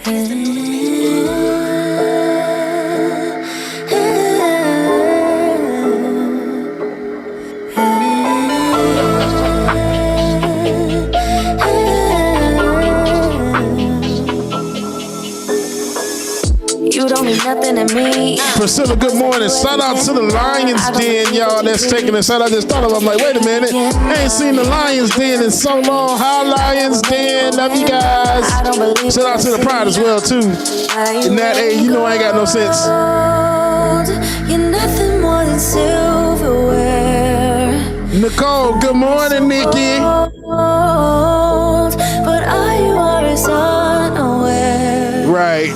Walk around like everything belongs to you. Talk to me like I'm the young stupid fool. All right, so all right. Take off all your clothes. You're nothing more than silverware. Why you calling me honey? Why you show off your money? Wave it like it's a tissue. Baby, this is your issue. I'm not falling for bullshit. If you like me, then say it. You don't get that I see it through this facade that surrounds you. But when it takes time, Cindy, what's going on? That M, hey, how you doing? Huh? You're nothing more than silver. All right, y'all, welcome back to the screen, Rebecca and Ben, y'all. It's always my backup when it comes to stuff like that. Listen, first and foremost, we were laughing because James was like, I got to go get out this blazer. He was dying. He's like, I'm not about to be disrespected in my own home, be sweating and dying in my own home. No. And then the camera stayed on him. He couldn't even wipe the sweat off his brow. He started to lean on that chair like this, y'all. I can't even see y'all. Like I'm dying. Like, okay. Hey, shout out to Anthony Clark, man. That brother is fire. Yeah, man. That was a dope interview, Ben. Yeah. Dope interview, y'all. Dope. That dude has tons and tons of wisdom, and you know, That's all I'll say, Rebecca. I won't say anything else about it. No, wisdom is good. This is the problem. See, being a female on the show, right? Every time. And Ben has done this to me since the days of Like It or Not. Any male that comes on the show, he will be like, what'd you think about that? Especially when they brilliant brothers. When they brilliant brothers, I'll be like, hey, did you follow him? Make sure you follow him. That's what yes, the DMs he's brilliant. are for, And he's a gem. And that was wonderful. The information that he gave was great. And I loved it. And I love to see Black men who are educators and powerful in their conversation and can definitely break down. That is beautiful. And to any woman, that would be attractive. But Ben is always, it doesn't matter who it is. Ben, it doesn't matter who the person is. Ben will always be like, so what'd you think about that, Ben? Because I knew the pandemic was coming. Yeah, I didn't want you to. Uncle trying to hook you up with everybody. I didn't want you to. Not that, Ben. Ben be like, hey, young man, have you? I want you to come meet this young lady I know. She's intelligent. It's literally like that for real. And I'm just like, yo, I'm gonna do that. I'm gonna do that for Bubba. I do that for everybody around me. Everybody. Ben, I don't even be on that though. Mine don't even be there. But Ben be like, did you see it? Did you not? And I'm like, sir. Okay, listen, you flexing a little too hard because you show was in our Slack channel. Like, oh my God, now, come on now. No, I was like, oh my gosh, he's dropping gems. Yes, he's dropping gems. If it was a woman, like that brother was dropping some. I don't know how he gets away with it, and he's tenured. Shout out for tenureship. It's good. It's good for something. Otherwise, man, those white folks would have fired him a long time ago talking like that in those classrooms. That's why I was like, dang, he's still on. How is he still working for he's doing something right? Hey, I never forget, and I'll let you. Go ahead, James. I was just gonna say I was gonna chat her. I was about to text her while I was doing the interview, but I'm like, let me behave. Let me just go ahead and watch it. I'm not crazy. Listen, y'all can't listen. I've been around this block for a long time. I ain't foolish now. But I will say this. I ain't blind. I will say this. I will never forget my first year teaching 6th grade world history. I got called into the principal's office about, and I all I did was taught history. Like I wasn't talking my socialism stuff back then. And he literally called me into the office trying to make sure that I wouldn't. And I'm like, wow. I hadn't. I guess maybe he just saw, I'm a Black man and I guess he just figured that it was in me. It was.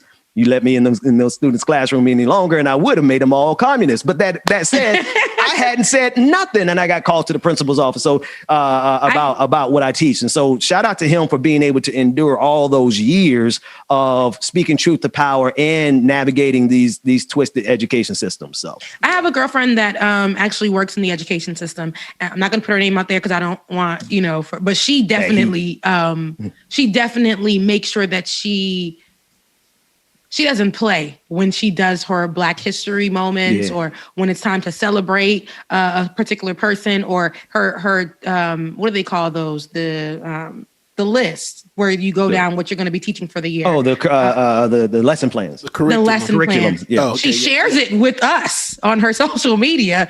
And we'd be like, girl, you really want to go there? She's like, oh, I'm going there. I've already been to the office. How many times this year alone? People are calling me to have meetings, parents, because they're concerned with the fact that I talked about HBCUs to their white kids. Or to the fact that and she's a Florida A&M grad, by the way. So she has audacity naturally. It's in her. And she's Haitian.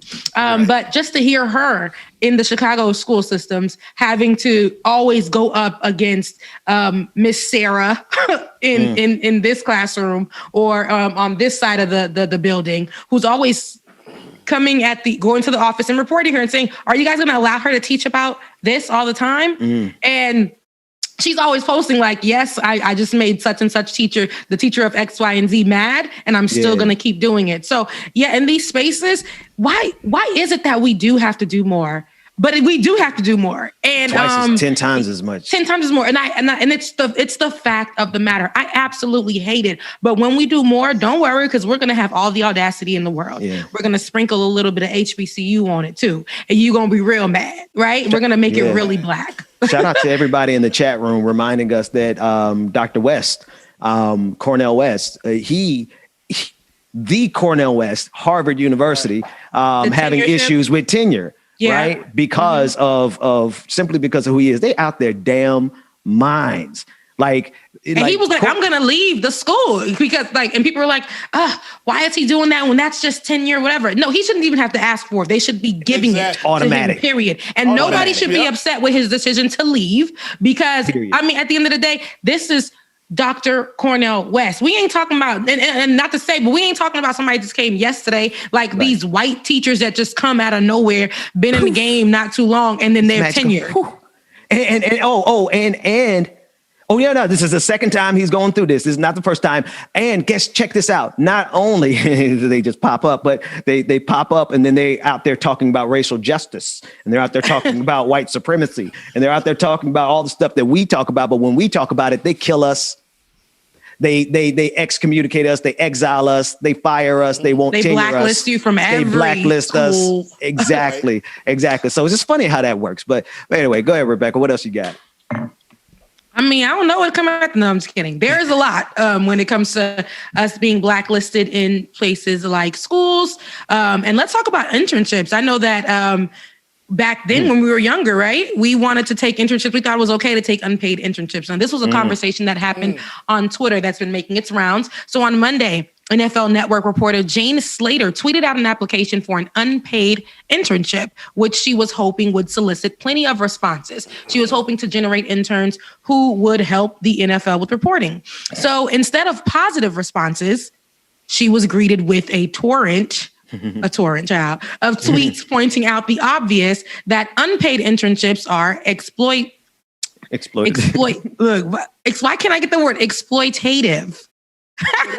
Exploitative, and only those with privilege can afford to work for free. She did not take this well, right? So now she went and responded to the feedback of all those tweets, and she said, I posted an opportunity for an unpaid internship, and I'm amazed by the comments I get. It's not even for me. It's for someone else, and I would have jumped at it in college. Let's hold right there. No, because she can afford to. I'm going to keep reading, and I'm going to get back to it. I had 3 unpaid internships, he said, in school, double majored, and had a job. Shaking my head. So Ms. Slater went on to say that she financially supported herself while she worked her unpaid internships. However, she failed to divulge that her grandfather, who was the president of a multi-million-dollar company, was also helping her financially during this period. Luckily, Twitter user Fox Force Flacco brought up the receipts, which came in the form of an answer she gave during an interview 6 years ago. The tweet said, did you miss the part where your grandfather supported you financially in college?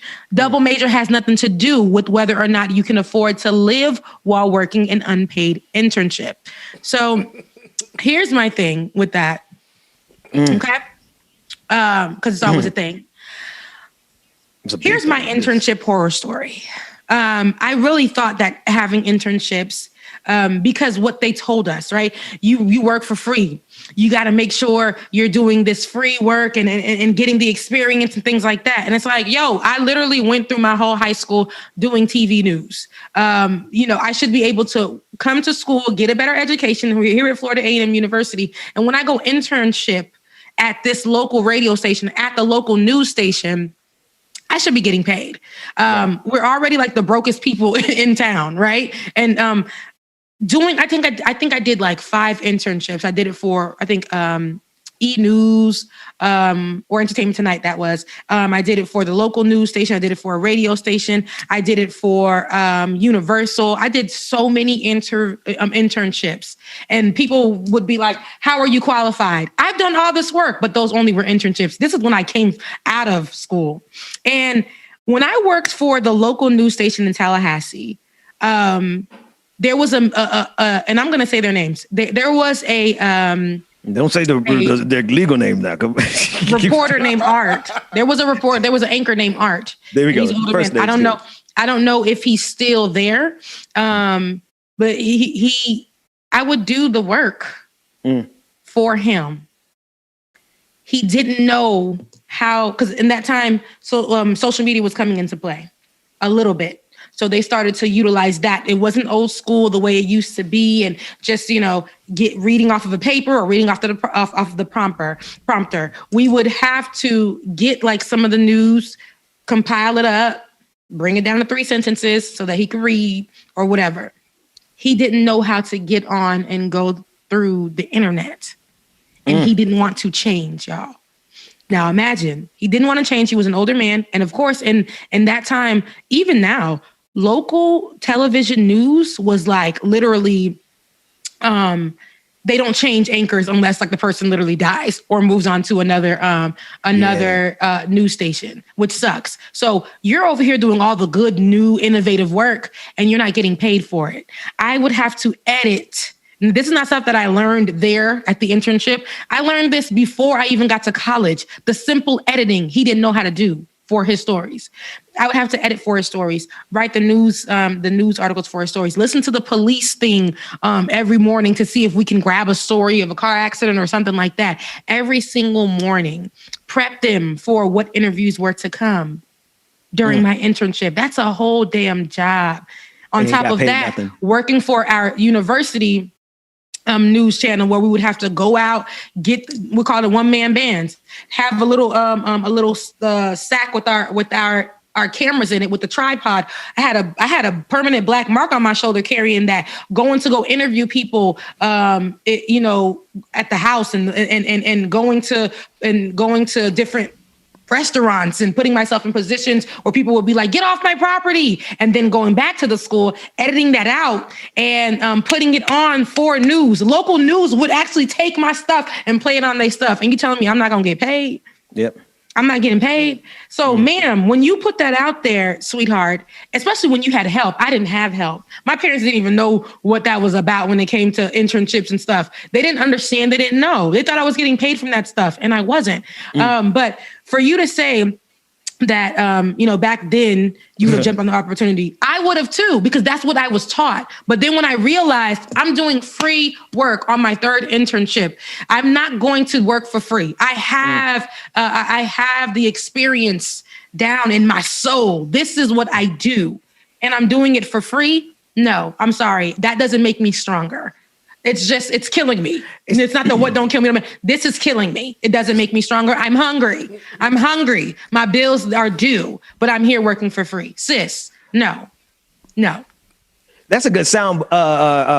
You're talking in the past tense. You were there working there for free. Yes.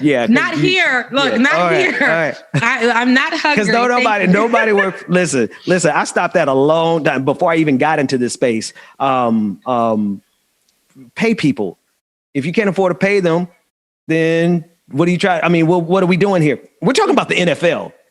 Mm-hmm. First of all, let's go to the damn shame. No, but you should be happy you work for the NFL. Okay, yeah, and this is what they do. That's how they exploit you, right? Yes. But those, how many of those internships don't turn into anything but just to say you did it and you gave them free labor?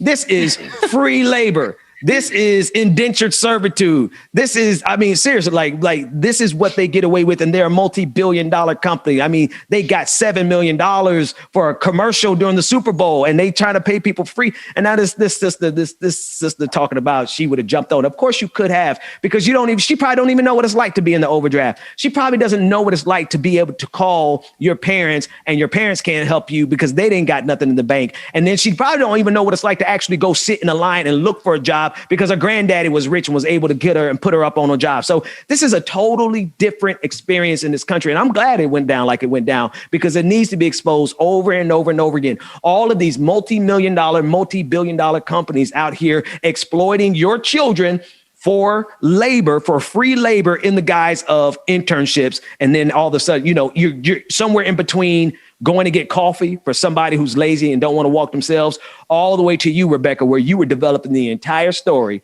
doing the entire breadth and depth of the research, packaging it up, editing it, and delivering it to somebody who just sat there and just took credit for your work on air while you weren't getting paid. Shame on this entire system. And you know what needs to change, though? You got to start changing it at the education system, because y'all make us do these internships that don't mean anything. My internship was an internship at Disney World. My major in college, it was culinary, cooking. And I went to Disney World. I was operating rides. I was a skipper on the Jungle Cruise. Talk about it. And they think that I was a ledge carpet, man. And then, oh my gosh. So They were paying us like $7.50 an hour, and we had to pay for our own food, and we had to pay for somewhere to stay during the internship. Because you should be happy. It's Disney World. Yeah, it's you should Disney have been World, happy. yeah. It was Disney World. Supposed to be happy. You applied for the culinary position, but they call you back and be like, yes, we've accepted you for an internship at Disney World. And you're so freaking excited thinking that you're about to, go and be near that, that thing that you want to work for. They put you over there to go clean toilets. Not for you, but that was my story one time too. They put you over there to go do those things, and they say that you're near it. So that's just enough. Y'all, let me talk about this internship. Okay, while we get our next guest together. Right. Let's talk about this internship that I had. I worked when I was in New York. I worked for a few things. I did the fashion show stuff, and that's when I was really working in fashion as a fashion journalist. I was trying to get into that. And I had worked for a woman who for actually a TV show. And it was called Blood, Sweat, and Heels. And I worked for one of the women on the show. And we had this whole FAMU group where we were writing each other. And they were like, Rebecca, you might be good for this internship. And I thought it was going to, listen, guys, I thought it was going to be paid. And I was like, yes, my first paid internship, I'm going to get this done. I'm working on this show for Bravo. It's going to be great. Get with this woman, and she was an HBCU grad. She was in a sorority. She just she worked with a lot of people. She lived in the same building. I used to see Don Lemon every day, skateboarding with the mohawk, y'all. I don't know how y'all never seen that, but yeah, I used to see him every day. He lived Don right Lemon with a mohawk. Yes, and I'm Googling right now. Across the way. There was so many great people that lived in that building that worked on the news.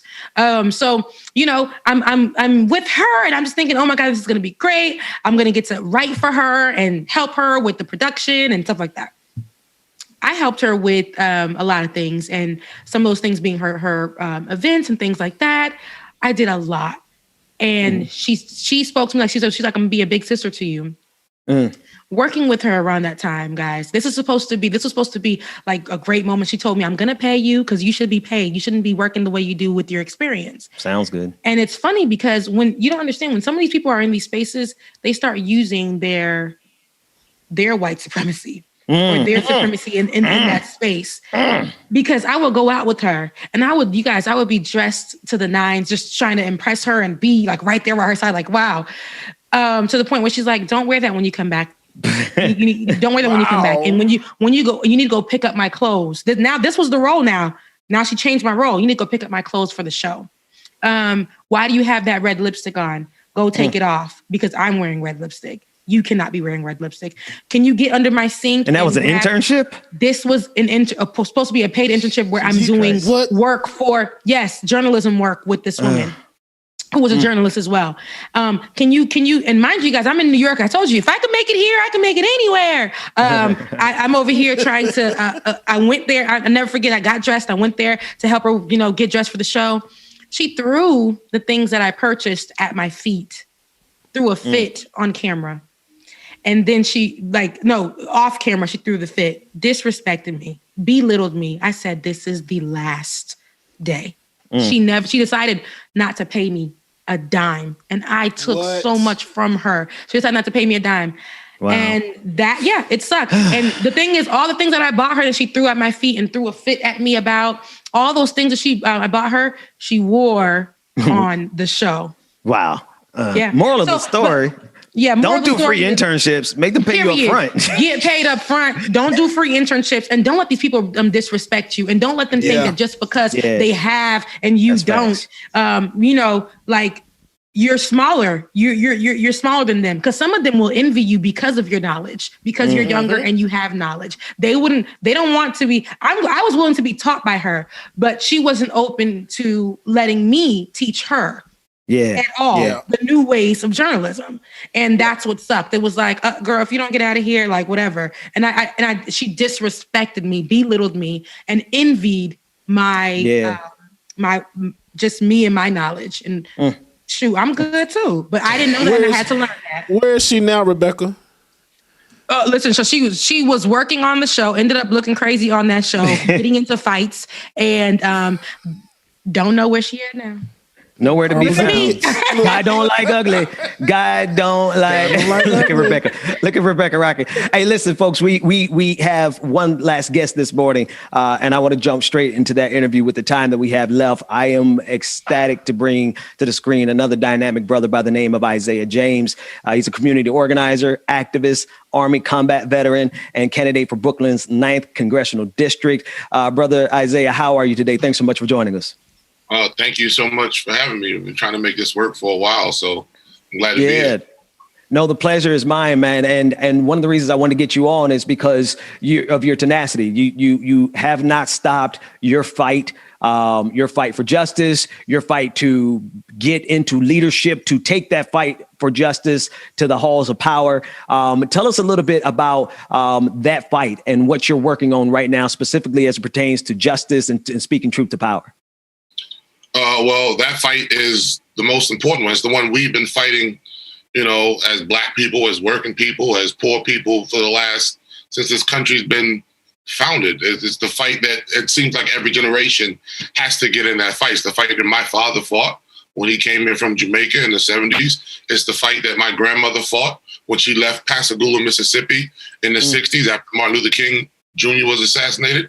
It's the fight my mother fought when she helped raise, with my father, 11 children with no money, and they somehow made all of us productive citizens.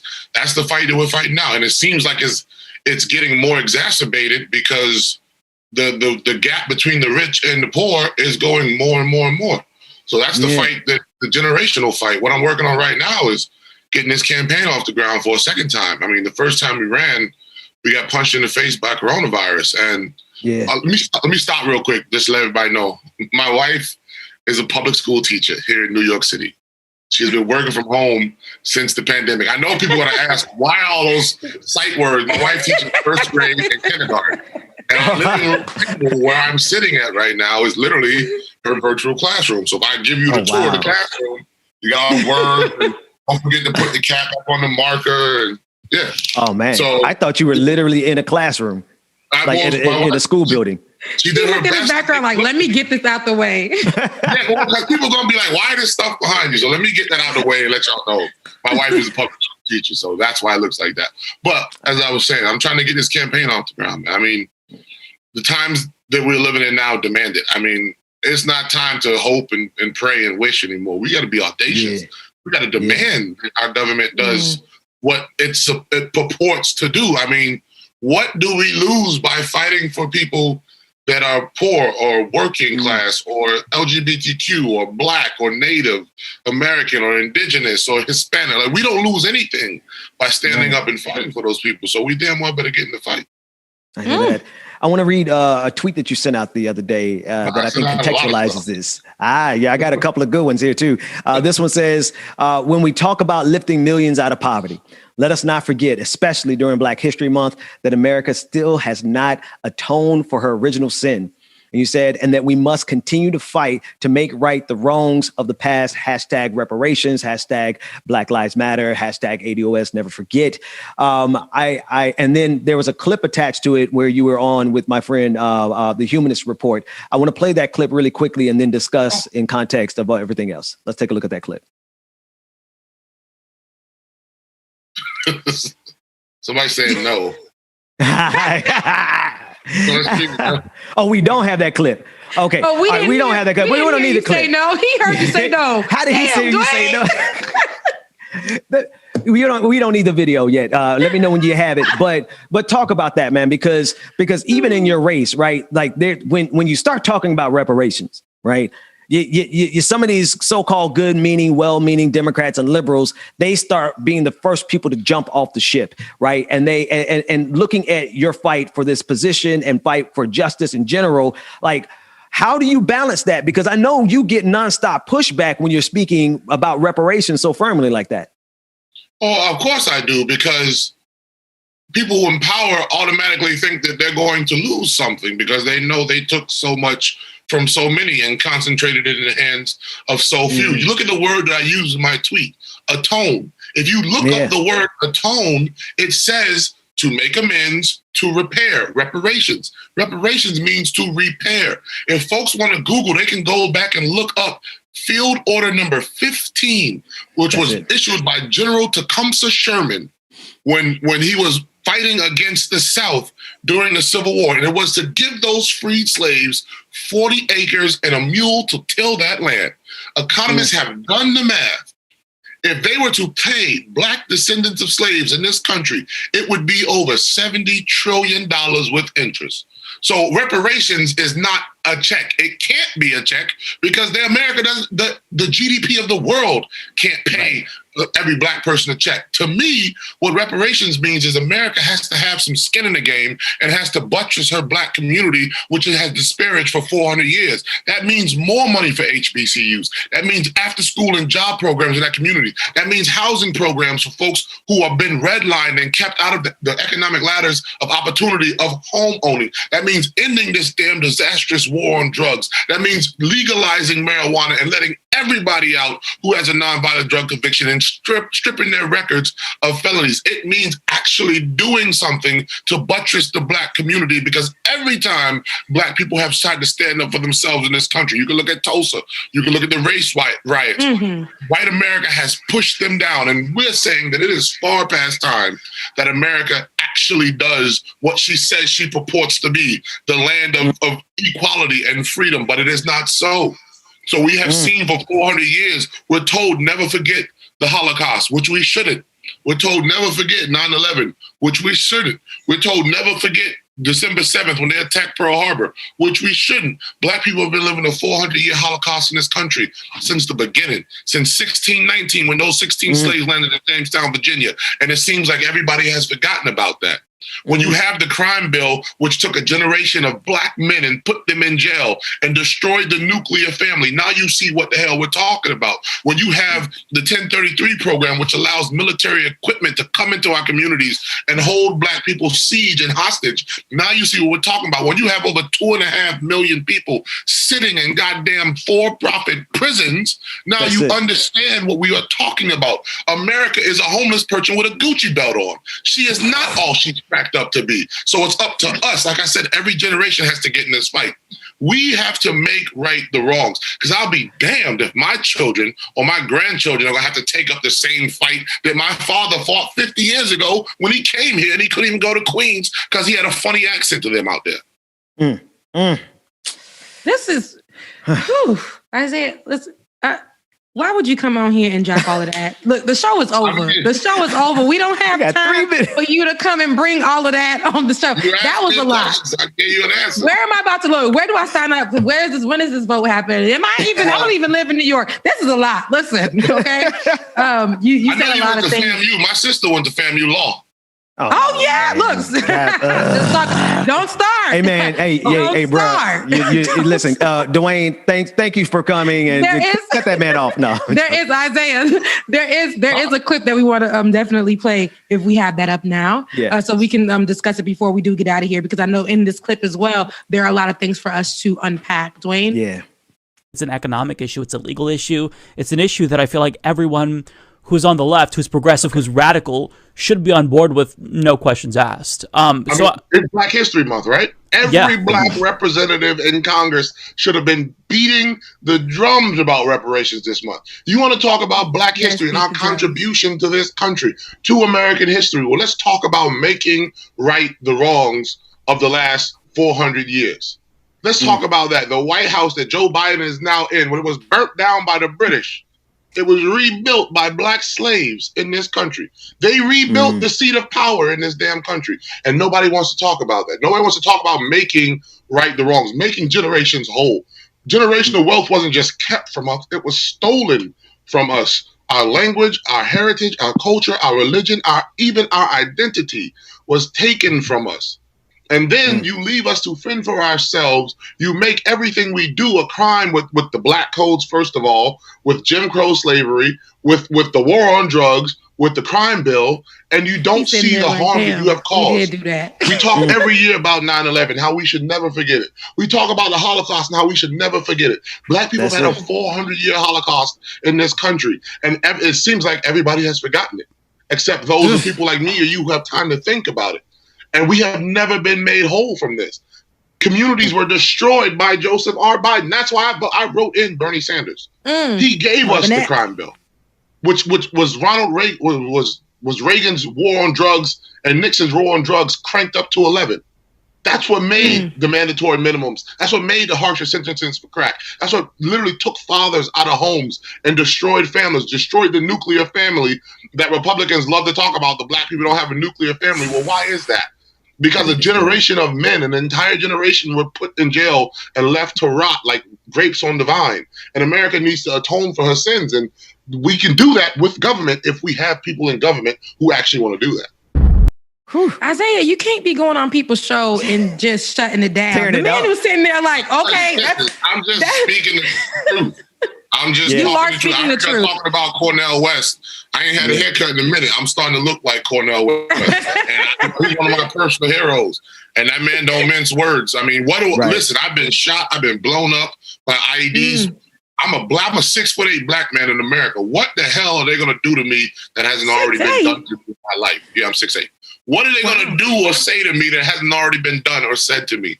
I have nothing to lose by advocating for people in my community, people who look like me. And even if you don't look like me, because guess what? The rich hedge fund managers don't give a damn if you're black or white. If you ain't got money, they don't care about you. They don't care about you. What did Martin Luther King Jr. say when he was marching down to Alabama in the garbage strike? The white cops came up to him and told him to move. He asked the white cops, how much you make? The white cops told him, he said, well, hell, y'all need to be over here with us, protesting for y'all for higher wages. Martin Luther King Jr. said that. And he absolutely did. So it don't matter. If you poor in Brooklyn, you poor in Alabama, you poor in Georgia, you poor in Washington State, you poor in California, Tennessee, Kentucky, you poor all over.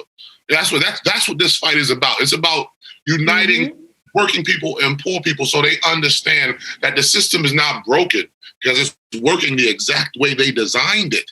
You know, you can't have people during a pandemic where 40 million people are out of work, yet the billionaires added $1.5 trillion to their wealth. What the hell? That can't happen unless it's set up to happen like that. That's the only way that can happen, is that it's literally set up to happen like that. So the system's not broken. It's working the way it's designed. We need to dismantle the system that allowed our current system to flourish. That's enough right there to say. That's enough right Isiah, there in the show. What district is that you're running in New York? This is Shirley Chisholm's district, the 9th Congressional District. Nice. Shirley Chisholm used to hold this seat. And the fact that we have a black woman who's Jamaican, like me, in a district that is 50% black, but my grandmother always told me, all skin folk ain't kinfolk. Just because you look like me, that don't mean you're immune from criticism because you ain't done a damn thing. So the current person who holds that seat, you said, is Jamaican and black and not doing what you need to do? Listen, by every measurable metric, black people in our district, poor people in our district, working people in our district are doing far worse. This coronavirus did not cause the problems we're seeing across this country, but it damn sure exposed the problems in our system and the inequities that are built into the American system. And it's going to, like I said, it's going to be up to us to tackle that, because guess what? The problems that you're facing aren't going to go away just because you sit down and are tired. I promise you that. Yeah. No, you said a lot right there. I just wanted to clarify that she wasn't talking about Shirley Chisholm because, you know, she also had a Caribbean background as well. Yeah. But this is her seat. She literally represents. Yeah, that's amazing. That's and there's a legacy there, and it needs to be represented by somebody who's going to represent the people and not the establishment and not the powerful. Isiah, we got to get you back as you get closer to the race, and actually anytime that you want to come back, we'd love to have you on the show. We want to help push that campaign, brother, Absolutely. because that's a big deal. Matter of fact, drop the campaign website. Where can they come and support you? They can go to Isiah for Congress, ISIAH for Congress.com. Same Twitter, Instagram, Facebook, all of that stuff. If you can donate $2 or $3, $5, $10, do that. If not, follow me on Twitter, share, tweet, help spread the message. Absolutely. Isiah James, congressional candidate, strong black man, speaking truth to power. Thanks so much for joining us, brother. Thank you so much for having me. Rebecca, James, It's that time of the show. We gonna have to add a third hour, and if y'all need us to add a third hour, we need y'all to go to patreon.com/the BPD show. That's what we're using for now. We got a whole membership system that's coming up in about a week or two. Speaking of patrons, we are having a patron party this weekend. Become a patron, and you can come and hear James spin some of that copyrighted music, some of that stuff that you hear on the radio.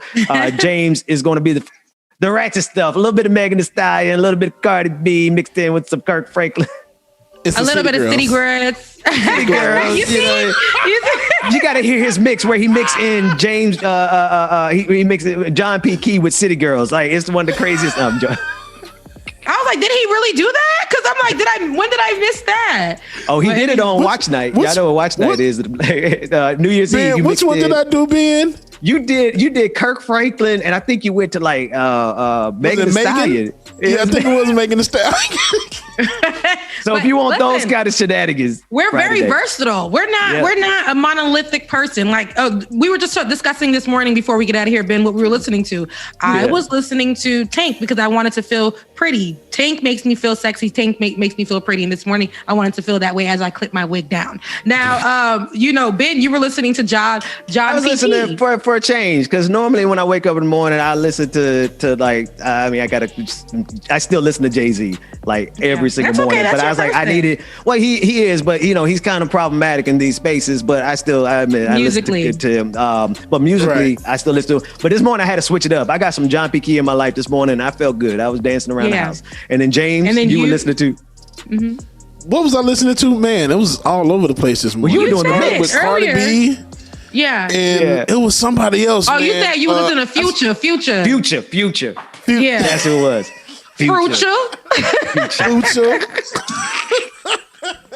But so and we're gonna switch and mix the bar. Tomorrow I'll probably be listening to Future. Rebecca will still be listening to Tank. As she tomorrow I'll be listening to gospel. Go back to my gospel because I do start my morning off with that. Or maybe NDRE, go into some neo soul, get the soul right. Yeah. Whatever you're listening to in the mornings, you should be listening to it with us starting at 8:30 a.m. with More Like It or Not. Yes, sir. Rebecca, I don't know if you got a last word. I got all my last word in because y'all know I got to go and break this fast here. I'll be like 10:30. James, I'm shifty right now. Look, I'm like, I got to know, but love you guys. Where the food was at? Where the food at? Where the food? I love you guys. Mean it. Make sure you tune in tomorrow right here at 8:30 a.m. and we will be back with some more great guests. It's going to be an amazing show. We're already starting off the week so amazing with people with the audacity and people with the word. I don't know what we're gonna get tomorrow. Let's see. I made it through the entire show.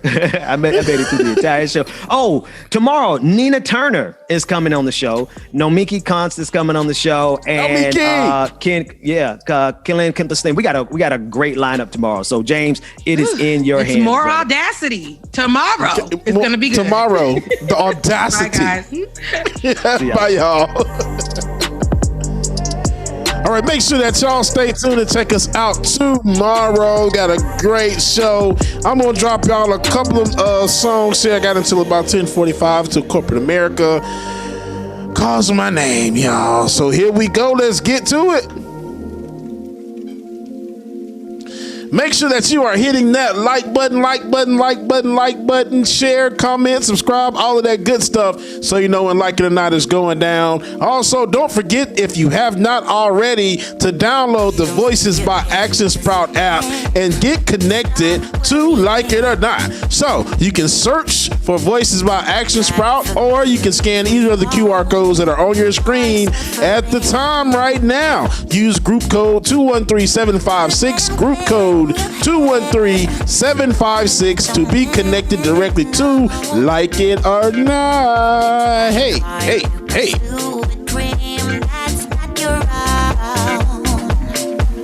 Don't care about what they expect you to be, 'cause when you find out what that truly means. And also, if you want to become a patron, what you can do is go and join patreon.com/the BPD show. Patreon.com/the BPD show. That way you can become a supporter of the show and also get ad-free and exclusive content, y'all. So make sure that you go subscribe and become a patron right now.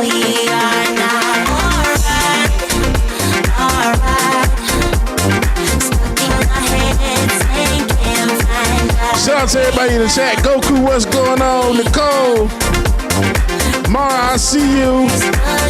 Shout out to everybody that joined us this morning, man. We greatly appreciate y'all. Madness, we seek to find the end of the rainbow. Slowly moving towards the life we first intend. Oh yeah. Don't let them get in your head. Don't let them win, no. So don't go pursue a dream that's not your own.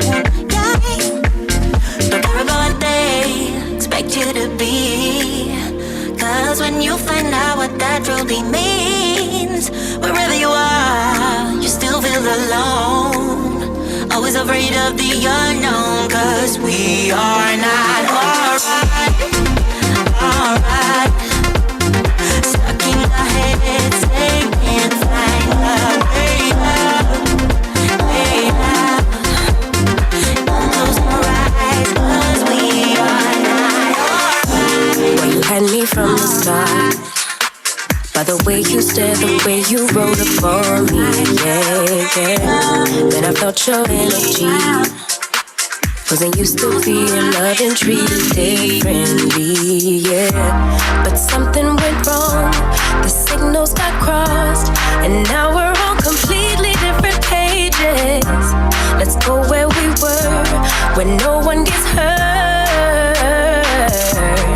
Baby, keep it right there, don't you stress the flow.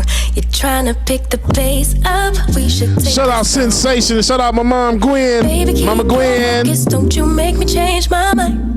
If you love me, baby, don't you switch up the vibe. Baby, don't you, baby, don't you, baby, don't you switch up the vibe.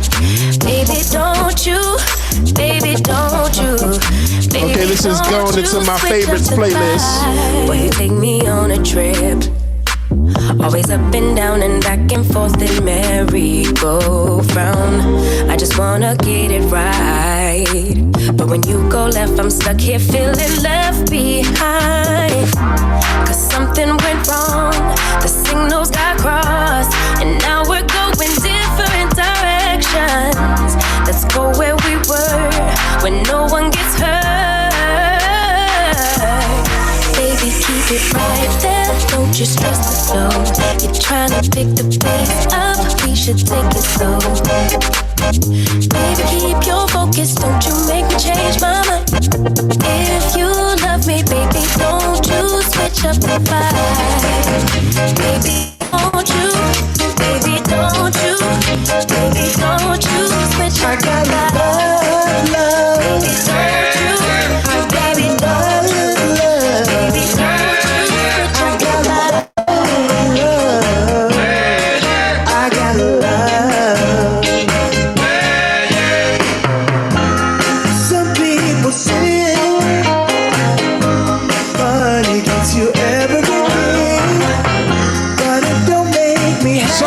Everybody that joined us this morning, y'all. Make sure that you are hitting that like button on your way out. Have a good day too, mama. I got something real. I got love. I got love. I got love. I got love. Some people cruel. Some people try to get Cam, I appreciate it. You have a good day too.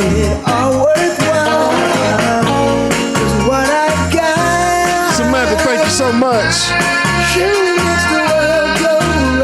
Robert, you can email me. Robert, you can email me djx3c.ent@gmail.com.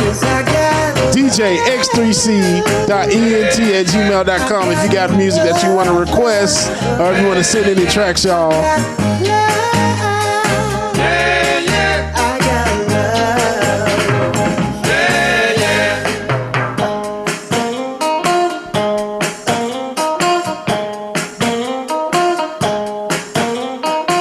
swap it on out. All right, y'all, that is going to do it for your boy, James Bubba Williams, better known as DJ Exclusive, y'all. Corporate America, once again, is calling my name for today, Tuesday. Hope everybody has a wonderful day today. March 2nd, I just thought about that. Man, we ain't say what today was today, huh? March 2nd, y'all, it's Tuesday. Happy Tuesday to everybody. Make sure that you have a great day. Stay positive. Do whatever you can, y'all. Make it a great day. Control it yourself. You have the destiny. Control your own fate, y'all. We love you. Thank you so much to all of our guests this morning. Special shout out to Javonte for coming through and dropping that track off, man. Appreciate it, brother. And we'll see y'all in the morning. Like it or not, we gonna be here. Deuces.